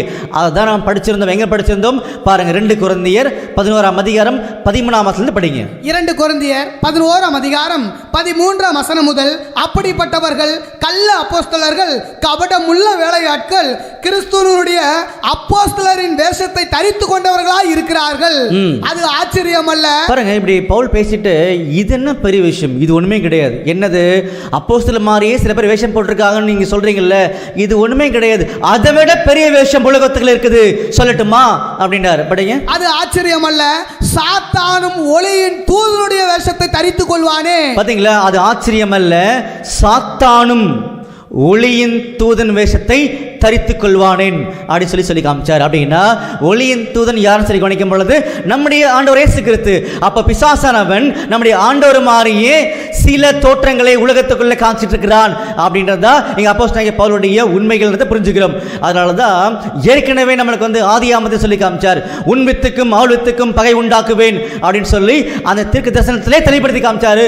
அதுவும் ஆண்டவர் சித்தமானால் வரக்கூடிய காலங்களில் கவனிக்கலாம். அன்புக்குரிய சகோதரர்களே, என்னதான் சொல்ல வரார் அப்போஸ்தலனாகிய பவுல் சொல்லி பார்த்தீங்கன்னா, உண்மைக்கு விரோதமாக உண்மை மாதிரியே எப்படி நம்முடைய ஆண்டவர் சொன்னது மாதிரியே எதிலுமே எங்கேயுமே மாற்றம் இல்லை. அன்புக்குரிய சகோதரர்களே, எங்க வாசிக்கலாம் பாருங்க, மத்தேயுல 13ஆம் அதிகாரத்தில் 24ஆம் வசனம் வாசிங்க. மத்தேயு 13ஆம் அதிகாரம் 24ஆம் வசனம், வேறொரு ஊமையை அவர்களுக்கு சொன்னார். பரலோக ராஜ்யம் தன் நிலத்தில் நல்ல விதையை விதைத்த மனுஷனுக்கு ஒப்பாய் இருக்கிறது. மனுஷர் நித்திரை பண்ணுகையில் அவனுடைய சத்துரு கோதுமைக்குள் களைகளை விதைத்து விட்டு போனார். பாத்தீங்களா, இதெல்லாம் நம்முடைய ஆண்டவராகிய இயேசு கிறிஸ்துவுடைய பரிபூர்ணமான எச்சரிப்புகள். என்ன சொன்னாரு, கொஞ்சம் நிதானிக்கலாம். அப்ப உலகத்துக்குள்ள கிறிஸ்தவர்களாக இருக்கக்கூடிய அநேகர் இருக்கிறாங்க. ஆனா கோதுமைக்குள் களைகள் சொன்னாரா, அதை தான் இங்க அடையாளப்படுத்தி காமிக்கிறாரு. இந்த அதோனி செதேக் அப்படி சொல்லக்கூடிய இந்த எருசலேமின் ராஜா யாரை அடையாளப்படுத்துறாருன்னா, அவர் எருசலேமின் ராஜாவாக இருக்காரு. நல்லா புரிஞ்சுக்கோங்க. அப்படி இருக்கும் பொழுது இவர் யாருக்கு அடையாளம்னா, போலியாக, அதாவது ஆண்டவரை உண்மையாக பின்பற்றன்னு சொல்லி ஆண்டவருடைய பிரமாணங்களுக்கு விரோதமாக மனித கற்பனைகளை உபதேசமாக பதிக்கூடிய அந்த அவிவிசுவாசம் உள்ள உலக விசுவாச அமைப்புகளுக்கு அடையாளம் இருக்கான்றதா சொல்லப்படுது. இதுதான் மார்க் அழகா சொன்னார் நம்முடைய ஆண்டவர். மார்க் 7ஆம் அதிகாரம் 7ஆம் வசனம். மார்க் 7ஆம் அதிகாரம் 7ஆம் வசனம், மனுஷனுடைய கற்பனைகளை உபதேசங்களாக போதித்து, பாத்தீங்களா, மனுஷனுடைய கற்பனைகளை உபதேசங்களாக போதித்து வீணா எனக்கு ஆராதனை செய்கிறார்கள் என்றும் எழுதியிருக்கிற பிரகாரம் மாயக்காரராகிய உங்களை குறித்து ஏசாயா நன்றாய் தீர்க்க தரிசனம் சொல்லி இருக்கிறார். எல்லா தீர்க்கதரிசியும் இன்க்ளூடிங் மகா தீர்க்கதரிசியாகிய நம்முடைய ஆண்டவர் இயேசு கிறிஸ்துவும் தெளிவா சொல்லியிருந்தாரு, மனுஷனுடைய கற்பனைகளை யார் உபதேசங்களா போதிக்கிறார்களோ அவர்கள் விசுவாச மார்க்கத்தார் அல்ல அப்படின்னு தெளிவுபடுத்தி காமிச்சாரு. ஆனால் அவர்கள் விசுவாச மார்க்கத்தாருக்கு உள்ளதான் இருப்பாங்க, அதான் கோதுமைக்குள் களை அப்படி சொல்லி காமிச்சாரு. அப்ப அப்பேற்பட்டவர்களை தான் இந்த அதோனி செதேக் சொல்லக்கூடிய இந்த எருசலேமின் ராஜா அடையாளப்படுத்தாரு. அவர் தனியால் அல்ல, மொத்தம் 5 ராஜாக்கள், எமோரியன் ராஜாக்கள். இதுலயும் ஆச்சரியமான உண்மைகள் பண்ணிக்காருன்னா ஆண்டவர் வச்சிருக்கார். ஏன் 5 ராஜாக்கள் சொல்லி அடையாளப்படுத்தி காமிச்சாருன்னா, நல்லா கவனிங்க. ஆனால் இயேசு கிறிஸ்துவ உண்மையா பின்பற்றக்கூடிய அவருடைய ஜனங்களை அடையாளப்படுத்தக்கூடிய நம்பர் கூட நம்பர் 5 தான் வேதாமத்தில்.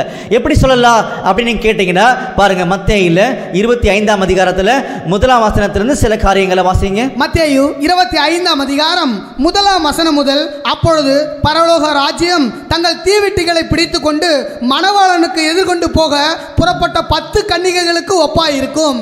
அவர்களில் 5 பேர் புத்தி உள்ளவர்களும் 5 பேர் புத்தி இல்லாதவர்களுமாய் இருந்தார்கள். சகோதரர்களே, எப்படி பிரச்சாரம் பார்த்தீங்களா? இதுதான் ஆண்டவருடைய சத்தியம். என்ன காமிச்சாரு நல்லா புரிஞ்சுக்கோங்க. ஆண்டவராக இயேசு கிறிஸ்துவ உண்மையா பின்பற்றவங்களுக்கு அடையாளம் காமிச்சார் இல்லையா? 5 பேர் புத்தி உள்ளவர்கள், 5 பேர் புத்தி இல்லாதவர்கள். ஆனால் 2 குரூப்புமே கன்னிகைகள் அப்படின்னு சொன்னார்.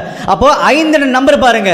அப்போ 5 நம்பர் ஆண்டவரை உண்மையா பின்பற்றக்கூடிய பிள்ளைகளுக்கு கொடுக்கப்பட்ட நம்பர். ஆனா இதே நம்பரை போலியான மக்களும் வச்சிருக்கிறாங்க. அதனாலதான் யோசுவால 10ஆம் அதிகாரத்தில் வாசிக்கும் பொழுது 5 எமோரிய ராஜாக்கள் அப்படின்னு சொன்னார். அப்ப எமோரிய ராஜாக்கள் உலகத்தில் கூடிய அவிவிசுவாசம் அல்ல, விசுவாச அமைப்புகளை அடையாளப்படுத்துறாங்க. இதை ஆபிரகாம் கிட்டே தெளிவாக சொன்னார். பாருங்க, ஆதியாகமம் 15ஆம் அதிகாரம் 12ஆம் வசனம் படிங்க. ஆதியாகமம் 15ஆம் அதிகாரம் 12 தொடர்ந்து படிங்க. 12ஆம் வசனம் முதல், சூரியன் அஸ்தமிக்கும் போது ஆபிரகாமுக்கு அயர்ந்த நித்திரை வந்தது, திகிலும் காரிருளும் அவனை மூடிக்கொண்டது. அப்பொழுது அவர் ஆபிராமை நோக்கி, உன் சந்ததியார் தங்களுடையது அல்லாத அந்நிய தேசத்திலே பரதேசிகளாயிருந்து அத்தேசத்தாரை சேவிப்பார்கள் என்றும் அவர்களால் 400 வருஷம் உபத்திரவப்படுவார்கள் என்றும் நீ நிச்சயமாய் அறிய கடவாய். இவர்கள் சேவிக்கும் ஜாதிகளை நான் நியாயந்திருப்பேன். பின்பு மிகுந்த பொருள்களுடனே புறப்பட்டு வருவார்கள். நீ சமாதானத்தோடு உன் பிதாக்களிடத்தில் சேருவாய். நல்ல முதிர் வயதிலே அடக்கம் பண்ணப்படுவாய். 4ஆம் தலைமுறையிலே அவர்கள் இவ்விடத்துக்கு திரும்ப வருவார்கள். ஏனென்றால் எமோரியருடைய அக்கிரமம் இன்னும் நிறைவாகவில்லை என்றார். அன்புக்குரிய சகோதரர்களே, எவ்வளவு ஆச்சரியமான காரியங்கள் பாருங்க. பழைய ஏற்பாட்டு காலத்தில் சொல்லப்பட்ட ஒவ்வொரு வார்த்தையுமே ஜீவனுள்ள சத்தியங்கள். அப்போ உன்னுடைய சந்ததி யாரது? ஆபிரகாமுடைய சந்ததி உன் தேசத்துக்கு வருவார்கள் அப்படின்னு சொல்லும் பொழுது எப்ப வருவார்கள்? எமோரியருடைய அக்கிரமம் நிறைவேறும் பொழுது. எமோரியர்கள் யாரு? உலகத்தில் உள்ள தவறான விசுவாச அமைப்புகளுக்கு அடையாளம் சொல்லப்பட்ட காரியங்கள் அப்படின்றத தெளிவாக ஆபிரகாம் மூலமாக சொல்லி காமிச்சார். புரிஞ்சுங்களா? அன்புக்குரிய சகோதரர்களே, இந்த எமோரிய ராஜாக்கள் இந்த 5 பேர் போலியான விசுவாச அமைப்புகள். ஏன் சொல்லி கவனிச்சோம்னா, இந்த 5 சொல்லக்கூடிய நம்பர் மூலமாக வேதாந்தத்துக்குள்ளாக நம்பர் பார்க்கவே கூடாது. ஆனால் ஆண்டவர் நம்பருக்குள்ள சத்தியம் வச்சிருக்காரு, அதைத்தான் நம்ம கவனிக்கணும், தவிர வேற எதுவும் கிடையாது. உதாரணத்துக்கு 2 சொல்லக்கூடிய நம்பர் வேதாமத்தில் எதை பொருள்படுத்தும் அப்படி சொல்லி பார்த்தீங்கன்னா, பழைய ஏற்பாடு புதிய ஏற்பாடு வந்துச்சு இல்லையா? அந்த மாதிரி கவனிக்கிறமே தவிர வேற எந்த மாதிரியும் கிடையாது. அப்போ இந்த 5 சொல்லக்கூடிய நம்பர்ல கூட ஆச்சரியமான உண்மை இருக்குது. 2ம் 3ம் சேர்ந்தா 5 இல்லையா? 5 வந்துடும் இல்லையா? 5 வந்துடும் இல்லையா? அது என்ன 2, அது என்ன 3 அப்படி கேட்டீங்கன்னா, 2 என்பது சத்தியத்தை அடையாளப்படுத்தும். 3 என்பது நம்முடைய ஆண்டவராக இயேசு கிறிஸ்துவுடைய மீட்பை அடையாளப்படுத்தும். எப்படி? நல்லா கவனிங்க. தேவனுக்கும் 1, மனுஷனுக்கும் 2, மத்தியஸ்தர் நம்முடைய ஆண்டவர் 3. அப்ப எப்பொழுதுமே 3 என்ற நம்பர் நம்முடைய ஆண்டவரை அடையாளப்படுத்தும். அப்ப அதன் அடிப்படையில் நல்லா கவனிங்க, 2ம் 3ம் சேர்ந்தா 5 வந்துருது இல்லையா? அந்த மாதிரி சத்தியத்தின் அடிப்படையில், அதாவது 2 நம்பர் சத்தியத்தின் அடிப்படையில் ஆண்டவராக இயேசு கிறிஸ்துவுடைய பலியை புரிந்து கொண்டவர்கள், மீட்பை புரிந்து கொண்டவர்கள் தான் புது சிருஷ்டி, நியூ கிரியேஷன் நம்பர் 5 அடையாளப்படுத்துவார்கள். ஆனால் இப்படிப்பட்ட அடையாளங்களை தவறாக உலகத்தில் பயன்படுத்துறதால் விசுவாச அமைப்புகள். அதைத்தான் அப்போஸ்தலனாகிய பவுல் 2 கொரிந்தியர்ல 11ஆம் அதிகாரத்தில் 13ல இருந்து சொல்லி காமிச்சார். அது ஆச்சரியம் அல்ல, சாத்தானும் ஒளியின் தூதன் வேஷத்தை தரித்துக் கொள்வானேன் சொல்லி காமிச்சார். புரிஞ்சுங்களா? அன்புக்குரிய சகோதரர்களே, எல்லாமே தெளிவாக இருக்குது பைபிளில், நாம தெளிவாக படிக்கல, அவ்வளோதான். சரிங்களா? இப்போ என்ன பண்ணிடலாம்னா யோசுவாவுக்கு போயிடலாம். யோசுவாவுக்கு போகும்பொழுது இந்த 5 எமோரிய ராஜாக்கள் உலகத்தில் இருக்கக்கூடிய தவறான விசுவாச அமைப்புகளை அடையாளப்படுத்தாங்கன்றதுக்கு பலமான மலை போன்ற சாட்சிகளை பார்த்துருக்கோம். இன்னும் பலமான சாட்சிகள் இருக்குது. ஆதியாகமத்தில் 14ஆம் அதிகாரத்தில் இருக்குது. இப்போதைக்கு நம்மளுக்கு டைம் இல்லை, தேவைப்படுறவங்க நீங்கள் தொடர்பு கொள்ளுங்கள். ஆண்டவர் கட்டாயம் என்ன பண்ணுவார்னா விலக்கி காமிப்பார் அந்த காரியங்களை. சரிங்களா? இப்போ என்ன பண்ணலாம்னா, இப்போது யோசுவாவுக்கு போயிடலாம். யோசுவாவுக்கு போன உடனே இப்போ கண்டுபிடிச்சிட்டோம், யோசுவா நம்முடைய ஆண்டவருக்கு அடையாளம். அதே நேரத்தில் இஸ்ரேல் ஜனங்கள் ஆண்டவரை பின்பற்றக்கூடிய உண்மையான ஆண்டவருடைய பிள்ளைகளுக்கு அடையாளம் பார்த்தோம்.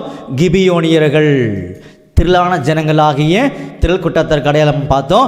அப்படி இருக்கும் பொழுது இந்த திரள் கூட்டத்தாருக்கு இன்னும் கொஞ்ச நாள் வரக்கூடிய அர்மகதனுடைய முடிவில் ஒரு மிகப்பெரிய உபத்திரம் என்ன பண்ண போறாங்கன்னா சந்திக்க போறாங்க.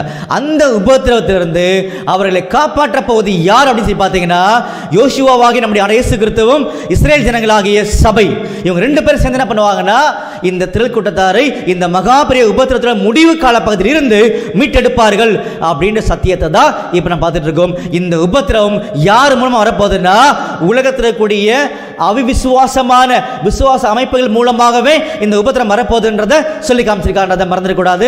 அந்த நேரத்தில் தான் நல்ல கவனிங்க, இந்த கிபியோனியர்கள் ஆகிய யார் இந்த கிபியோனியர்கள்? இன்னைக்கு யார் யாரெல்லாம் இன்றைய காலப்பகுதியில் யார் யாரெல்லாம் ஆண்டவர்கிட்ட உடன்படிக்கை பண்ணி இன்றைய காலப்பகுதினா பெந்தகோஸ்த நாளிலிருந்து யார் யாரெல்லாம் ஆண்டவர்கிட்ட உடன்படிக்கை பண்ணி சத்தியத்தை தெரிந்து கொண்டு மனப்பூர்வமாக வாழுவோம் அப்படின்ற அக்ரிமெண்ட்டில் சைன் பண்ணி உள்ளே வந்து மாம்ச பலவீனத்தினால மனப்பூர்வமாக ஒப்பு கொடுக்க முடியாமல் அவர்கள் பேர் மட்டும் என் ஆண்டவர் எனக்கு உயிர் அப்படின்னு சொல்லி வாழ்ந்துட்டு இருக்கிறவங்களுக்கு உபத்திரவம் 100% கன்ஃபார்மாக வரும். அவர்கள் ஒப்பு கொடுக்கப்படுவார்கள். யார்கிட்டனா இந்த எமோரி ராஜாக்களாகிய 5 பேர்களாகிய விசுவாச அமைப்பு கிட்ட ஒப்பு கொடுக்கப்படுவார்கள். அப்படி படும் பொழுது அவர்கள் யோசுவா நோக்கி கூப்பிடுவாங்க, நீங்க தான் எங்களை காப்பாற்றணும், நாங்கள் உங்ககிட்ட உடன்படிக்கை பண்ணியிருக்கோம் அப்படின்னு சொல்லும் பொழுது யோசுவா அப்பொழுதும் அவர்களுக்காக நிற்பார், இப்போ நிற்கிற மாதிரியே. ஆனால் அந்த உபத்திரத்தை அவங்க சந்திச்சு தான் ஆகணும். இதை குறித்து நிறைய பாடங்களை நம்ம பேசியிருக்கோம்.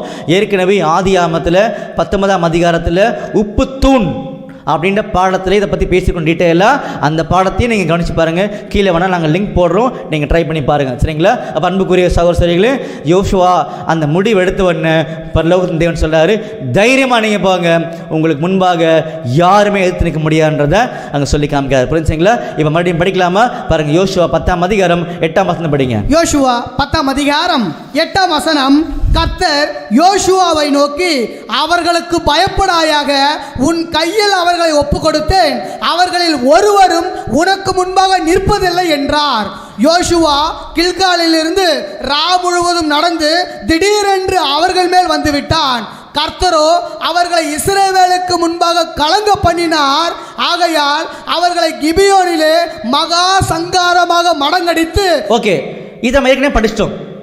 அப்போ இந்த ஒரு சம்பவம் எப்போ நடக்க போகுதுன்னு சொல்லி நல்லா கவனிக்கும் பொழுது அர்மகதோன்னு சொல்லக்கூடிய ஒரு 3ஆம் உலக யுத்தம் வருது. அதை குறித்து கூட வேதாந்தத்தில் கூடிய ஆழமான உண்மைகளை ரொம்ப அழகாக வந்து பார்த்தீங்கன்னா ஆண்டவர் வெளிப்படுத்தி காமிச்சிருக்காரு. அந்த பாடமும் கீழே லிங்க் காமிச்சிருக்கோம், நீங்கள் பாருங்கள். அப்போது இந்த அர்மகதனுடைய முடிவு கால பகுதியில் சபை சொல்லக்கூடிய ஆண்டவராக இயேசு கிறிஸ்துவை உண்மையை நேசிக்கக்கூடிய பிள்ளைகள் இருக்க மாட்டாங்க முடிவு கால பகுதியில். அப்போ அவர்கள் மேலே போயிடுவாங்க. ஆனால் மேலே போனதுக்கு அப்புறமா ஆண்டவர் கூட சேர்ந்து இந்த கிபியோனியர்கள் ஆகிய திரள் கூட்டத்தராகிய திரளான ஜனங்கள் என்ன பண்ணுவாங்கன்னா, ஆண்டவரே எங்களை காப்பாற்றுங்க ஆண்டவரே அப்படின்னு சொல்லி கட்டாயம் என்ன பண்ணுவாங்கன்னா கேட்பாங்க. அப்படி கேட்கும் பொழுது ஆண்டவர் காப்பாற்றுவார். அப்படி காப்பாற்றும் பொழுது நல்லா கவனிங்க, ஒரு மிகப்பெரிய சங்காரம் உண்டு பண்ணுவார். இதை குறித்து தான் வெளிப்படுத்தும் விஷயத்தில் 16ஆம் அதிகாரத்தில் 12ஆம் வசனத்திலிருந்து ரொம்ப டீட்டெயிலாக என்ன பண்ணியிருக்காருன்னா ஆண்டவர் பேசியிருக்கான்றதுல நம்ம நிறைய பாடங்கள் என்ன பண்ணியிருக்கோம்னா நம்ம பார்த்துருக்கோம். அப்படி பண்ணும் பொழுது இங்கே சூரியனே நில், சந்திரனே நில் அப்படின்னு சொல்லக்கூடிய ஒரு அருமையான சூழ்நிலை இங்கே உருவாக்கினார் இல்லையா யோசுவா? அந்த மாதிரி யோசுவாவாகிய நம்முடைய ஆண்டவர் இயேசு கிறிஸ்து இந்த சூழ்நிலையை இன்னும் கொஞ்ச நாள்ல உலகத்தில் ஏற்படுத்துவார் அப்படின்னு சொல்லி காமிச்சிருக்கார். என்ன சூழ்நிலை அப்படின்னு சொல்லி கவனிக்கும் பொழுது இங்கே சூரியனே நெல், சந்திரனே நெல் சொல்லும் பொழுது இந்த 2 ஆப்ஜெக்ட்டுமே தோற்றமே ஒளி கொடுக்கக்கூடிய ஒரு காரியங்கள். அப்படின்னா இந்த வான சேனைகளை பணியக்கூடியவங்க தான் இந்த 5 எமோரிய ராஜாக்கள் அப்படின்னு சொல்லி நம்ம ஏற்கனவே சில வசனங்களை ஒப்பிட்டு பார்த்தோம். புரஜாதி ஜானிகள் எல்லாமே இதெல்லாம் பண்ணுவாங்கிறத நம்ம பார்த்துருந்தோம் இல்லையா? அந்த மாதிரி sun worshipper, sun god worshipper, எப்படி இஸ்ரேல் ஜனங்கள் ஆலயத்துக்கு உள்ள உட்கார்ந்து சூரிய நமஸ்காரம் பண்ணாங்களோ அதே மாதிரி தான் இன்னைக்கு உலகத்தில் கூடிய விசுவாச அமைப்பினர் ஆலயம் செல்லக்கூடிய வாய்ப்புகளை வந்து சூரிய நமஸ்காரம் பண்ணிட்டு இருக்கிறாங்கன்றதை சொல்லி காமிக்கிறாங்க. அப்ப என்ன அர்த்தம்? என்ன அர்த்தம்னா சூரியன் என்பது நம்முடைய ஆண்டவர் இயேசு கிறிஸ்துவை எப்பொழுதும் அடையாளப்படுத்தும் வேதாமத்துக்குள்ள படிக்கலாமா? பாருங்க, மல்கியா 4ஆம் அதிகாரம் 2ஆம் வசனம். மல்கியா 4ஆம் அதிகாரம் 2ஆம் வசனம். ஆனாலும் என் நாமத்துக்கு பயந்திருக்கிற உங்கள் மேல் நீதியின் சூரியன் உதிக்கும், அதன் சட்டைகளின் கீழ் ஆரோக்கியம் இருக்கும், நீங்கள் வெளியே புறப்பட்டு போய் கொழுத்த கன்றுகளைப் போல வளருவீர்கள். பாத்தீங்களா அன்புக்குரிய சகோதரர்களே, எப்படி லிங்க் பண்ண போறோம்? ஆண்டவர் சொன்னது மாதிரி அப்படின்னு சொல்லி பாத்தீங்கன்னா பாருங்க, சன் காட் இருக்கு இல்லையா, சூரிய வணக்கம், இதை பண்ணக்கூடாது. ஏற்கனவே இஸ்ரேல் ஜனங்களுக்கு நிறைய பிரமாணம் இருக்குது. அப்ப சன் சூரியன் நம்முடைய ஆண்டவர் அடையாளப்படுத்த சொல்லும் பொழுது அப்ப அவர் வணங்கக்கூடாதா, கனம் பண்ணக்கூடாதா? அப்ப நீங்க தப்பா சொல்ற மாதிரி இருக்குது அப்படின்னு சொல்லும் பொழுது இல்ல, அதை தான் இங்கே ஆண்டவர் சொல்ல வரார். அப்படின்னா என்ன அர்த்தம் சொல்ல வராருன்னா, ஆண்டவராக இயேசு கிறிஸ்துவுடைய பிரமாணங்களை தவறாக புரிந்து கொண்டு வணங்குறவங்கன்னு அர்த்தம். ஆண்டவர் கிடையாது, ஆண்டவர் சரியா தான் இருக்காரு. ஆனா ஆண்டவர் இயேசு கிறிஸ்துவுடைய பிரமாணங்களை தவறாக புரிந்து கொண்டு அவரை கனம் பண்றது. அப்ப அந்த மாதிரி தான் உலகத்துக்குள்ள அநேகர் பண்ணிட்டு இருக்காங்கன்றத ஆண்டவர் சொல்ல வரார். அப்படின்னா இந்த எமோரியர்கள் ஆகிய இந்த 5 ராஜாக்கள் ஆகிய விசுவாச அமைப்பினுடைய நம்பிக்கைகள் இன்னும் கொஞ்ச நாள்ல பிரகாசமாக இல்லாதபடிக்கு டிம் ஆயிடும் அப்படின்னு சொன்னாரே தவிர வெறும் சொல்ல. அப்படின்னா நம்முடைய ஆண்டவர் பரிசுத்தர், அவரை பற்றின உண்மைகள் தெரியக்கூடிய வாய்ப்பில் இருக்கக்கூடிய உலக ஜனங்களும் சரி, உலக விசுவாச அமைப்புகளும் சரி தவறாக புரிந்து கொண்டு அவரை கனம் பண்றாங்க. அதை என்னைக்கும் என்ன பண்ண மாட்டார்னா ஆண்டவர் ஒத்துக்கவே மாட்டான்றத வேதாமத்தில் பல இடங்கள் என்ன பண்ணிக்காருன்னா சுட்டி காமிச்சிருக்காரு. இதுக்கு முக்கியமான உதாரணமே இஸ்ரேல் ஜனங்கள். சரிங்களா? வேத பிரமாணங்களை கையில் வச்சுக்கிட்டு வந்த மேசியாவே கொலை பண்ணிட்டாங்கல்ல, அந்த மாதிரி தான் இன்னைக்கு உலகத்தில் கூடிய ஆண்டவர் நேசிக்கிற சொல்லக்கூடிய அநேக மக்கள் என்ன பண்றாங்கன்னா வேத பிரமாணங்களை கையில் வச்சிருக்கிறாங்க, சன் வர்ஷிப் பண்றாங்க. ஆனால் அவருடைய நம்பிக்கையை தவறா வச்சிருக்கிறாங்க. அந்த நம்பிக்கையை தான் இங்க டிம் பண்ணவரே தவிர ஆண்டவர் இயேசு கிறிஸ்துவ பற்றின காரியங்கள் அல்ல. தவறா புரிஞ்சுக்க கூடாது அந்த இடத்துல. ஏன்னா நம்முடைய ஆண்டவர் இயேசு கிறிஸ்துவ பத்தி பயங்கரமான நம்பிக்கைகளை உலகத்துக்குள்ள வெளிப்படுத்தியிருக்கார். அவரை பத்தி தெரியாதனால தான் இவ்வளவு பிரச்சனைகள். அதனாலதான் ஒருவன் போதித்தால் வேதத்தின் அடிப்படையில் போதிக்கணும் அப்படின்ற காரியங்களை கூட சொல்லி காமிச்சார். புரிஞ்சுங்களா? அதனால தான் பாருங்க, யோவான் 5ஆம் அதிகாரம் 39ஆம் வசனம் வாசிக்கலாம். யோவான் 5ஆம் அதிகாரம் 39ஆம் வசனம். வேத வாக்கியங்களை ஆராய்ந்து பாருங்கள், அவைகளால் உங்களுக்கு நித்திய ஜீவன் உண்டென்று எண்ணுகிறீர்களே. பாத்தீங்களா? வேத வாக்கியங்களை ஆராய்ந்து பாருன்னு சொன்னார்ல. பாருங்க, கரெக்டா புரிஞ்சுக்கோங்க. முக்கியமான ஏரியா. நிறைய பேர் இங்க மிஸ்டேக் பண்ணுவாங்க. ஆண்டவர் தப்பா சொல்லிட்டாங்கன்னு சொல்லுவாங்க. ஆண்டவரை யாருமே இந்த உலகத்தை தப்பா சொல்லவே முடியாது. ஆனால் அவருடைய திட்டங்களை தவறா புரிந்து கொள்றாங்கன்றதான் பாடத்துல முக்கியமான கருத்து. அதனால தான் ஆண்டவர் சொன்னார் பாருங்க, மத்தேயு 7ஆம் அதிகாரம் 21ஆம் வசனம் படிங்க. மத்தேயு 7ஆம் அதிகாரம் 21ஆம் வசனம். பரலோகத்தில் இருக்கிற என் பிதாவின் சித்தத்தின்படி செய்கிறவனே பரலோக ராஜ்யத்தில் பிரவேசிப்பவனே அல்லாமல் என்னை நோக்கி கர்த்தாவே கர்த்தாவே என்று சொல்லுகிறவன். பாத்தீங்களா? இன்னைக்கு தான் நிலைமை உலகத்துக்குள்ள. என்னை நோக்கி கர்த்தாவே கர்த்தாவே, ஆண்டவரே ரட்சியம் ரட்சியம் சொன்னீங்கன்னா, யோசுவான்னு சொல்லி சொன்னீங்களா பண்ண மாட்டாரு. என்ன பிரமாணம் இருக்குது அப்படின்னு கேட்பாராம். படிங்க 22ஆம் வசனம். அந்நாளில் அநேகர் என்னை நோக்கி கர்த்தாவே கர்த்தாவே, உமது நாமத்தினாலே தீர்க்க தரிசனம் உரைத்தோம் அல்லவா. உங்களுடைய நாமத்தினாலன்னு சொல்றாங்க இல்லையா, நான் சொன்னது நீ சொல்லலையாப்பான்னு ஆண்டவர் சொல்லுவாராம். படிங்க, உமது நாமத்தினாலே பிசாசுகளை துரைத்தினோம் அல்லவா. நீங்க எல்லாம் பண்ணீங்க, ஆனா என் பேரை மட்டும் வச்சுக்கிட்டீங்க, என் உபதேசத்தை நீங்க தள்ளிட்டீங்களே அப்படின்னு ஒரு ஆண்டவர். உமது நாமத்தினாலே அநேக அற்புதங்களை செய்தோம் அல்லவா என்பார்கள். இன்னும் நிறைய உண்மை இருக்குது அன்புக்குரிய சகோதரர்களே. உலகத்துல நீங்க உலகத்துல யாரு வேணாலுமே யார் பேரை வச்சு வேணாலும் அற்புதம் பண்ணலாம், அடையாளம் பண்ணலாம். ஆண்டவர் கேள்வி கேட்கவே மாட்டார். ஆனா என் பேர் வச்சு மட்டும் நீ பண்ணவே கூடாது அப்படி இந்த காலத்தை சொல்லிட்டார் ஆண்டவர். சரிங்களா? ஏன்னா இந்த காலத்தில் அதுக்கு அனுமதி கிடையவே கிடையாது. படிங்க மத்தேயு 7ஆம் அதிகாரம் 23ஆம் வசனம். அப்பொழுது நான் ஒரு காலம் உங்களை அறியவில்லை, அக்கிரம செய்கைக்காரரே என்னை விட்டு அகன்று போங்கள் என்று அவர்களுக்கு சொல்லுவேன். பாத்தீங்களா? அக்கிரம செய்கைக்காரரே, என் பேர் வச்சுக்கிட்டீங்க இல்லையா. இப்போ சூரியன், இந்த சூரியனை வணங்குறவங்க தான் எமோரியர்கள். என்ன அர்த்தம்னா, ஆண்டவரை வணங்குறத பத்தி சொல்லவே இல்லை. ஆண்டவரை பிரமாணங்களை தவறா புரிஞ்சுக்கிட்டு ஆண்டவர் ஆண்டவர் சொல்லிட்டு இருக்காங்களா, அதுதான் தப்புன்னு சொல்ல வர்றார் ஆண்டவர். அந்த வகையில் இந்த ஒட்டுமொத்த விசுவாச அமைப்புகளும் இந்த கிபியோனிகள் ஆகிய இந்த திரளான ஜனங்கள் ஆகிய திரள் கூட்டத்துக்கு எதிராக இந்த 60 தின முடிவில் எழும்பி நிற்கும் பொழுது இந்த எமோரிய ராஜாக்கள் மூலமாக உபத்திரம் வரும் சொன்னார். அப்படி உபத்திரம் வரும் பொழுது இவர்கள் தங்களுடைய நம்பிக்கையை நோக்கி பார்க்கும் பொழுது எல்லா நம்பிக்கையுமே இன்னும் கொஞ்ச நாள்ல ஆண்டவர் டார்க் ஆக்கிடுவாராம், இருட்டாக்கிடுவாராம். அதை தான் சொல்ல வந்தார். நிறைய வசனங்கள் இருக்குது, படிக்கலாமா? ஏசாயால 30ஆம் அதிகாரம் 22ஆம் வசனம். ஏசாயா 30ஆம் அதிகாரம் 22ஆம் வசனம். உன் சுரூபங்களை மூடிய வெள்ளித்தகட்டையும் உன் விக்கிரகங்களின் பொன் ஆடை ஆபரணத்தையும் தீட்டாக எண்ணி அவர்களை தீட்டுப்பட்ட வஸ்திரம் போல எரிந்து விட்டு அதை சீப்போ என்பார். பாத்தீங்களா, உலகத்திற்குரிய எல்லா நம்பிக்கைகளுமே சீப்போ அப்படி சொல்லி தூக்கி அடிச்சிருவாங்களா. அந்த மாதிரி இந்த சூரியன் பிரகாசமாக காணப்படாத அளவுக்கு என்ன பண்ணுவார்னா அதை டிம் ஆக்கின்னு சொல்லி காமிச்சார். அப்ப உலகத்திற்குரிய எல்லா விசுவாசங்களும் இன்னும் கொஞ்ச நாள்ல சீப்போ அப்படின்னு மாறி இருந்தத சர்வ வல்லமையுள்ள தேவன் சொல்றானதான் சத்தியம். அடுத்து பாருங்க, அதிலே வந்து ஏசாயால 31ஆம் அதிகாரத்துல 7 படிங்க. ஏசாயா 31ஆம் அதிகாரம் 7ஆம் வசனம் முதல். உங்களுக்கு பாவமாக உங்கள் கைகள் செய்திருந்த வெள்ளி விக்கிரகங்களையும் பொன் விக்கிரகங்களையும் உங்களில் ஒவ்வொருவரும் அக்காலத்திலே வெறுத்து விடுவீர்கள். எல்லாத்தையும் வெறுத்துடுவாங்க. எதெல்லாம் ஆண்டவரோட பேரை வச்சுக்கிட்டு உபதேசத்துக்கு விரோதமாக நம்பிக்கை கொண்டிருக்காங்க இல்லையா, இந்த எல்லா நம்பிக்கையுமே அற்று போக பண்ணுவார். கொஞ்ச நாள்ல சூரியன் நிற்கும், அது எதுவுமே ஆகாது. ஆனா அந்த வெளிச்சத்தை நம்பி நீங்க வாழ்றீங்க இல்லையா, அந்த வெளிச்சத்தை தவறாக புரிந்து கொண்டதான் உங்களுடைய தவறு. அதனால நீங்க நம்பின சுவிசேஷத்தை நான் டிம் ஆக்கிடுவேன். அதாவது உண்மையான ஆண்டவருடைய சத்தியங்கள் அல்ல, நீங்கள் நம்பின நம்பிக்கை தப்பு, நீங்கள் புரிந்து கொண்ட தவறு. அந்த புரிந்து கொள்வதை நம்பி நீங்க வாழும் பொழுது அந்த நம்பிக்கையில் அவமாக்குவதை தவிர உண்மையான சத்தியத்தினுடைய ஒளியா அல்ல. கரெக்டா புரிஞ்சுக்க அன்புக்குரிய சகோதரர்களே. அதனால தான் மறுபடியும் நம்மகிட்ட ஞாபகப்படுத்துறாரு. அதனால தான் பாருங்க, ஏசாயால 2ஆம் அதிகாரத்துல 18 வாசிங்க. ஏசாயா 2ஆம் அதிகாரம் 18ஆம் வசனம் முதல். விக்கிரகங்கள் கட்டோடு ஒழிந்து போகும். பாத்தீங்களா, விக்கிரகங்கள் கட்டோடு ஒழிந்து போகும். என்ன அர்த்தம்? விக்கிரகம்னா இன்னைக்கு அநேக கிறிஸ்தவர்கள் விக்கிரகத்தை வணங்குறது இல்லையே, அதல்ல இங்க பேச்சு. ஆண்டவர் சொல்றார், விக்கிரகம் என்பது ஆண்டவர் இயேசு கிறிஸ்துவின் பிரமாணங்களுக்கு மாறாக எதிராக வெளியே வரக்கூடிய ஒவ்வொரு கிறிஸ்தவ சிந்தனையும் விக்கிரக ஆராதனை. ஏசாயா 2ஆம் அதிகாரம் 19ஆம் வசனம். பூமியை தத்தளிக்க பண்ண கர்த்தர் எழும்பும்போது அவருடைய பயங்கரத்திற்கும் அவருடைய மகிமை பிரதாபத்திற்கும் விலகி கண்மலைகளின் கெபிகளிலும் பூமியின் குகைகளிலும் புகுந்து கொள்வார்கள்.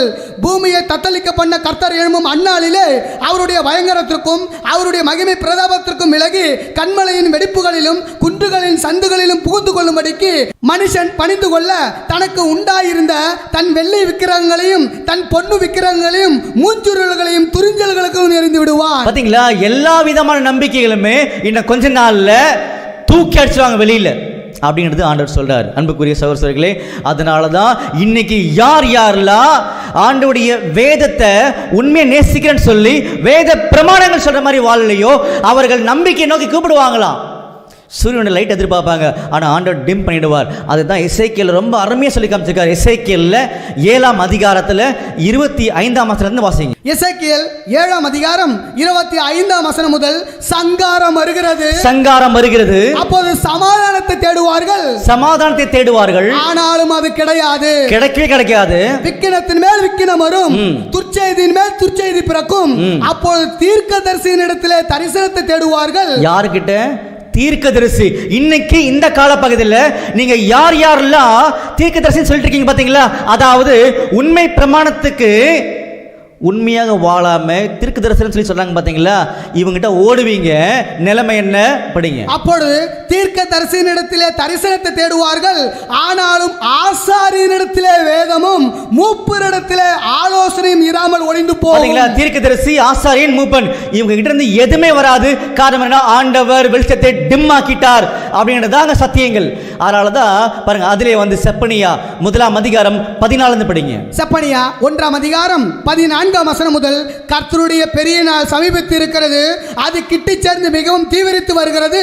கர்த்தருடைய நாள் என்கிற சத்தத்துக்கு பராக்கிரமசாலி முதலாங்கே மடங்க சென்று அலறுவான். அந்த நாள் உக்கிரத்தின் நாள், அது இக்கட்டும் இடுக்குமான நாள், அது அழிவும் பாழ்கடிப்புமான நாள், அது இருவும் அந்தகாரமான நாள், அது மப்பும் மந்தாரமான நாள், அது அரணிப்பான நகரங்களுக்கும் உயரமான கொத்தளங்களுக்கும் விரோதமாக எக்காலம் ஊதுகிறதும் ஆர்ப்பரிக்கிறதுமான நாள். பாத்தீங்களா, யோசுவா வந்து சார்ஜ் எடுத்து ஆளுகை செய்யக்கூடிய அந்த நாள் பேசிட்டு இருக்கார். காரணம் என்ன?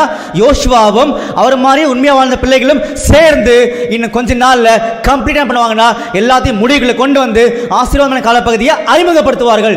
தொடங்குறதுல அறிமுகப்படுத்துவார்கள் அப்படின்னு சொல்லி காமிக்கிறாரு. தொடர்ந்து படிங்க செப்பனியா 1 அதிகாரம் 17 வசனம். மனுஷர் கர்த்தருக்கு விரோதமாய் பாவம் செய்தபடியால் அவர்கள் குருடரை போல் நடக்கும்படி. என்ன அர்த்தம்? தேவனுடைய பிரமாணங்களை மீறுவதான பாவம். அப்படி மீறதுனால இன்னைக்கு குருடர்கள் மாதிரி சத்தியம் தெரிய முடியாத நிலைமை தான் குருடர் நிலைமை. அந்த மாதிரி ஒட்டுமொத்த விசுவாச அமைப்புகளும் உலகமும் இருக்குதுன்றதை சொல்லி காமிக்கிறாரு. இனிமே அப்படிதான் இருப்பாங்களாம். நான் அவர்களை வருத்தப்படுத்துவேன், அவர்கள் ரத்தம் புழுதியை போல சொரியப்படும், அவர்கள் மாம்சம் எருவை போல் கிடைக்கும். கர்த்தருடைய உக்கிரகத்தின் நாளிலே அவர்கள் வெள்ளியும் அவர்கள் பொன்னும் அவர்களை தப்புவிக்க மாட்டார்கள். பாத்தீங்களா? இன்னைக்கு எல்லாரும் சம்பாதிக்கணும் சொல்லி ஓடுறாங்க இல்லையா? எல்லா சம்பாதியத்தையும் தூக்கி தெருவில் வீசுவாங்களா? இது ஆண்டவருடைய சத்தியங்கள். புரிஞ்சுங்களா? இங்க சூரியன் நிக்கிறது சாதாரண விஷயம் கிடையாது. ஏன்னா யோசுவாவுடைய பலத்த அந்த நம்பிக்கைக்கு பரலோகத்தின் தேவன் அங்க கொடுத்தாரு வாக்கு, நிக்கும் பார் அப்படின்னாரு. என்ன அர்த்தம்? எல்லா நம்பிக்கைகளுமே இன்னும் கொஞ்ச நாள்ல பூமியில அவமாகும் அப்படின்றதா ஆண்டவர் சொல்லி காமிச்சானதை புரிஞ்சுக்கிறோம். அன்புக்குரிய சகோதரர்களே, எப்படி இது நடக்கும்னு சொல்லும் பொழுதுதான் நமக்கு யோசுவா கிட்ட போகணும். இது மேஜிக் கிடையாது. இது நம்ம ஏசியா 28:21 படிச்சது மாதிரி இருக்கக்கூடிய காரியங்கள். என்ன படிச்சிருந்த அந்த இடத்துல அழகா சொல்லி கொடுத்தார் இல்லையா? மறுபடியும் படிக்கலாமா? ஏசாயா 28 அதிகாரம் 21 வசனம். கர்த்தர் தமது கிரியையாகிய அபூர்வமான கிரியை. இது அபூர்வமான கிரியை. அப்ப மேஜிக் பண்ணல. என்ன பண்ணாருன்னா, நம்ம இப்ப யோசுவாக்கு வந்துடலாம். யோசுவாக்கு வரும் பொழுது கல்மலை சிம்பிளாக முடிச்சார். பார்த்தீங்களா? அப்போ கல்மலை இந்த சீக்வன்ஸ், இந்த சீன் தான் ரொம்ப முக்கியம். என்ன முக்கியம்னா, சூரியன் இருக்குது, ஒன்றுமே ஆகலை, அதாவது வேலையை செய்யுது, லைட்டு வருது, ஆனால் லைட்டு டிம்மாக இருக்குது. யாருக்கு? எதில் இருக்கக்கூடிய இந்த 5 எமோரி ராஜாக்கள் ஆகிய விசுவாச அமைப்புகளுக்கு இன்னும் கொஞ்ச நாள் ஒளி வரவே வரான்னு சொல்லி காமிச்சாரு. எப்படி வராமல் இருக்க போது? கல்மலை வரும். அப்ப கல்மலை எது? அழிவுக்காகவே ஏற்படுத்தக்கூடிய ஆண்டோடைய பலத்த சத்தியங்கள். அர்மகனுடைய முடிவு கால பகுதியில் இந்த கல்மலை விழும். படிக்கலாமா? பாருங்க. வெளிப்படுத்தின விசேஷம் 16 அதிகாரம் 20 வசனம். வெளிப்படுத்தின விசேஷம் 16 அதிகாரம் 20 வசனம். தீவுகள் யாவும் அகன்று போயின, பர்வதங்கள் காணப்படாமற் போயின, தாளந்து நிறையான பெரிய கல்மழையும் வானத்திலிருந்து மனுஷர் மேல் விழுந்தது. பாத்தீங்களா? இது அர்மகதோன் சொல்லக்கூடிய அந்த 3ஆம் உலக யுத்தத்தில் அந்த முடிவெடக்கூடிய சம்பவம். அப்ப மேல என்ன வந்துச்சா? கல்மலை. நல்ல கவனிங்க. யோசுவாவுடைய காலப்பகுதியில் கல்மலை வந்தது இல்லையா? என்ன அர்த்தம் சொல்ல வந்தாரு? கல்மலை என்பது அது வரும் பொழுது சூழ்நிலைகள் என்ன ஆயிடுச்சுன்னா அதை மாத்துது. அப்ப அந்த சூரியனுடைய ஒளி பிரகாசமா இராதபடிக்கு டிம் ஆயிடுச்சு இல்லையா? அந்த மாதிரி இந்த கல்மலை வரும் பொழுது சூழ்நிலைகள் இப்படி இருக்கும். அப்ப கல்மலை எதை அடையாளப்படுத்துது? கரெக்டா வாசிக்கலாமா? பாருங்க. ஏசாயா 28 அதிகாரம் 17 வசனம். ஏசாயா 28 அதிகாரம் 17 வசனம். நான் நியாயத்தை நூலும் நீதியை தூக்கு நூலுமாக வைப்பேன், பொய் என்னும் அடைக்கலத்தை கல்மலை அடித்து விடும். பாத்தீங்களா? பொய் என்னும் அடைக்கலத்தை கல்மலை அழித்து விடும். இன்னும் கொஞ்ச நாள்ல எல்லாருடைய விசுவாசங்களும் நம்பிக்கைகளும் தேவன் அவமாக்குவார். யோசுவா ரெக்வெஸ்ட் பண்ணிட்டாருன்னா அது கம்ப்ளீட்டா முடிப்பாரா? அந்த வகையில் அன்புக்குரிய சகோதரர்களே, உலகத்தினுடைய எல்லா நம்பிக்கைகளும் தேவன் அவமாக்குவார். சூரியனே நீ நில் அப்படின்னா இந்த நம்பிக்கையை தானே தவறா பயன்படுத்துறீங்க, அந்த நம்பிக்கை இனிமேல் உங்களுக்கு கிடைக்காது அப்படின்னு சொல்லி அவமாக்குவாராம். இப்பேற்பட்ட காலப்பகுதியில் இந்த உலகம், இப்பேற்பட்ட காலப்பகுதியில் இந்த உலகம் எதிர்கொள்ள போகுது அப்படின்றதா இந்த பாடத்தில் சொல்லி காமிக்காரு. அப்படி சொல்லி காமிக்கும் பொழுது இந்த எமோரிய ராஜாக்கள் ஆகிய இந்த 5 ராஜாக்களை அரெஸ்ட் பண்ணி கூட்டு வருவாங்க.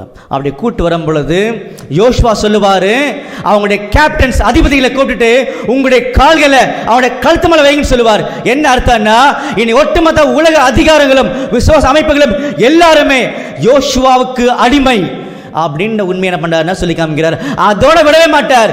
இஸ்ரேலுக்கு எதிராக வந்த எந்த ஒரு நாவுமே அசைக்கப்படுவதில்லை அப்படின்னு உண்மை என்ன பண்ணிருக்காருன்னா சொல்லி காமிச்சிருக்கார். இப்படி வரும் பொழுது அவருடைய நிலைமை முடிவில் என்ன ஆக போகுதுன்னா, அவர்களை மரத்தில் தூக்கி போடுங்கள் அப்படின்னு சொல்றார். என்ன அர்த்தம் சொல்லி கவனிக்கும் பொழுது, மரத்தில் தூக்கி போட்டாங்கன்னாவே அடையாளங்கள் வேற.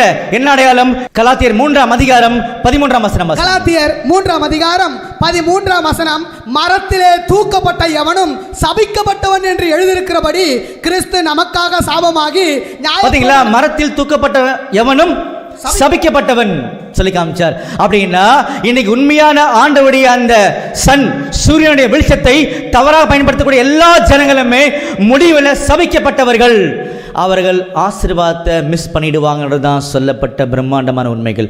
அன்புக்குரிய சகோதரிகளே, வரக்கூடிய முக்கியமான கதாபாத்திரங்களை கையில் எடுக்கும் பொழுது யோசுவா நம்முடைய ஆண்டவருக்கு அடையாளம், இஸ்ரேல் ஜனங்கள் அவரை உண்மையாக பின்பற்றக்கூடிய அவருடைய சபை மக்களுக்கு அடையாளம். அதே நேரத்தில் கிபியோனியர்கள் திரளான ஜனங்களாகிய திரள் கூட்டத்துக்கு அடையாளம். இந்த திரள் கூட்டத்தாருக்கு இன்னும் கொஞ்ச நாள்ல மிகப்பெரிய உபத்திரவம் வரப்போகுது. அவங்க உபத்திரத்துக்குள்ள போய் தான் ஆகணும். காரணம் என்ன? உடன்படிக்கை பண்ணிட்டு உடன்படிக்கைக்கு மாற வாழலாமா? மாறக்கூடாது. அவர்கள் இந்த உபத்திரத்துக்கு ஒப்பு கொடுக்கப்படுவார்கள். யார் உபத்திரப்படுத்துவாங்க? விசுவாச அமைப்புகளாகிய 5 எமோரிய ராஜாக்கள் கட்டாயமா உபத்திரப்படுத்துவார்கள். அந்த நேரத்தில் நீங்க கூப்பிடுவீங்க, காப்பாற்றுவாரு. ஆனாலும் நீங்கள் உபத்திரப்பட வேண்டியது அவசியம்.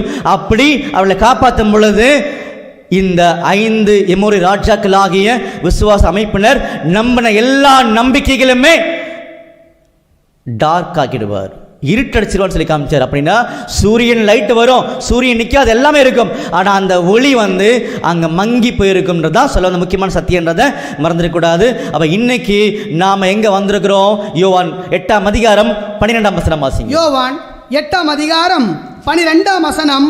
மறுபடியும் இயேசு ஜனங்களை நோக்கி, நான் உலகத்துக்கு ஒளியாய் இருக்கிறேன், என்னை பின்பற்றுகிறவன் இருளிலே நடவாமல் ஜீவ ஒளியை அடைந்திருப்பான் என்றார். பார்த்தீங்களா, இன்னைக்கு நாம் ஒளிகிட்ட வந்திருக்கோம். எல்லா உலக ஜனங்களும் வந்திருக்க மாதிரி சொல்றாங்க. ஆனால் நாம சூரிய ஒளியை தவறாக பயன்படுத்துவது என்னைக்குமே. அப்போ அந்த ஒளிகிட்ட வந்த நாம நம்முடைய ஆண்டவரை இயேசு கிறிஸ்துவுடைய சத்தியத்துக்கு ஏற்றபடி மிகவும் உண்மையாக வாழும் பொழுது நாம் யோசுவாவாகிய நம்முடைய ஆண்டவர் இயேசு கிறிஸ்துவோடு சேர்ந்து அர்மகதனுடைய முடிவு காலப்பகுதியில் உலகத்தை ஆசீர்வாதத்தில் கொண்டு போக முடியும். அதே நேரத்தில் இந்த ஆசீர்வாதம் சொல்லக்கூடிய எல்லா ஜனங்களுமே சாபத்துக்குள்ள போவார்கள். அது இன்னைக்கு நம்ம மூலமாக தான் இந்த வேலையை நடத்துவார்ன்றதையும் சொல்லி காமிச்சிருக்காரு. இதுக்கு சம்பந்தப்பட்ட நிறைய வசனங்கள் இருக்குது. உதாரணத்துக்கு ஒரே வசனம் படிக்கலாம் பாருங்க.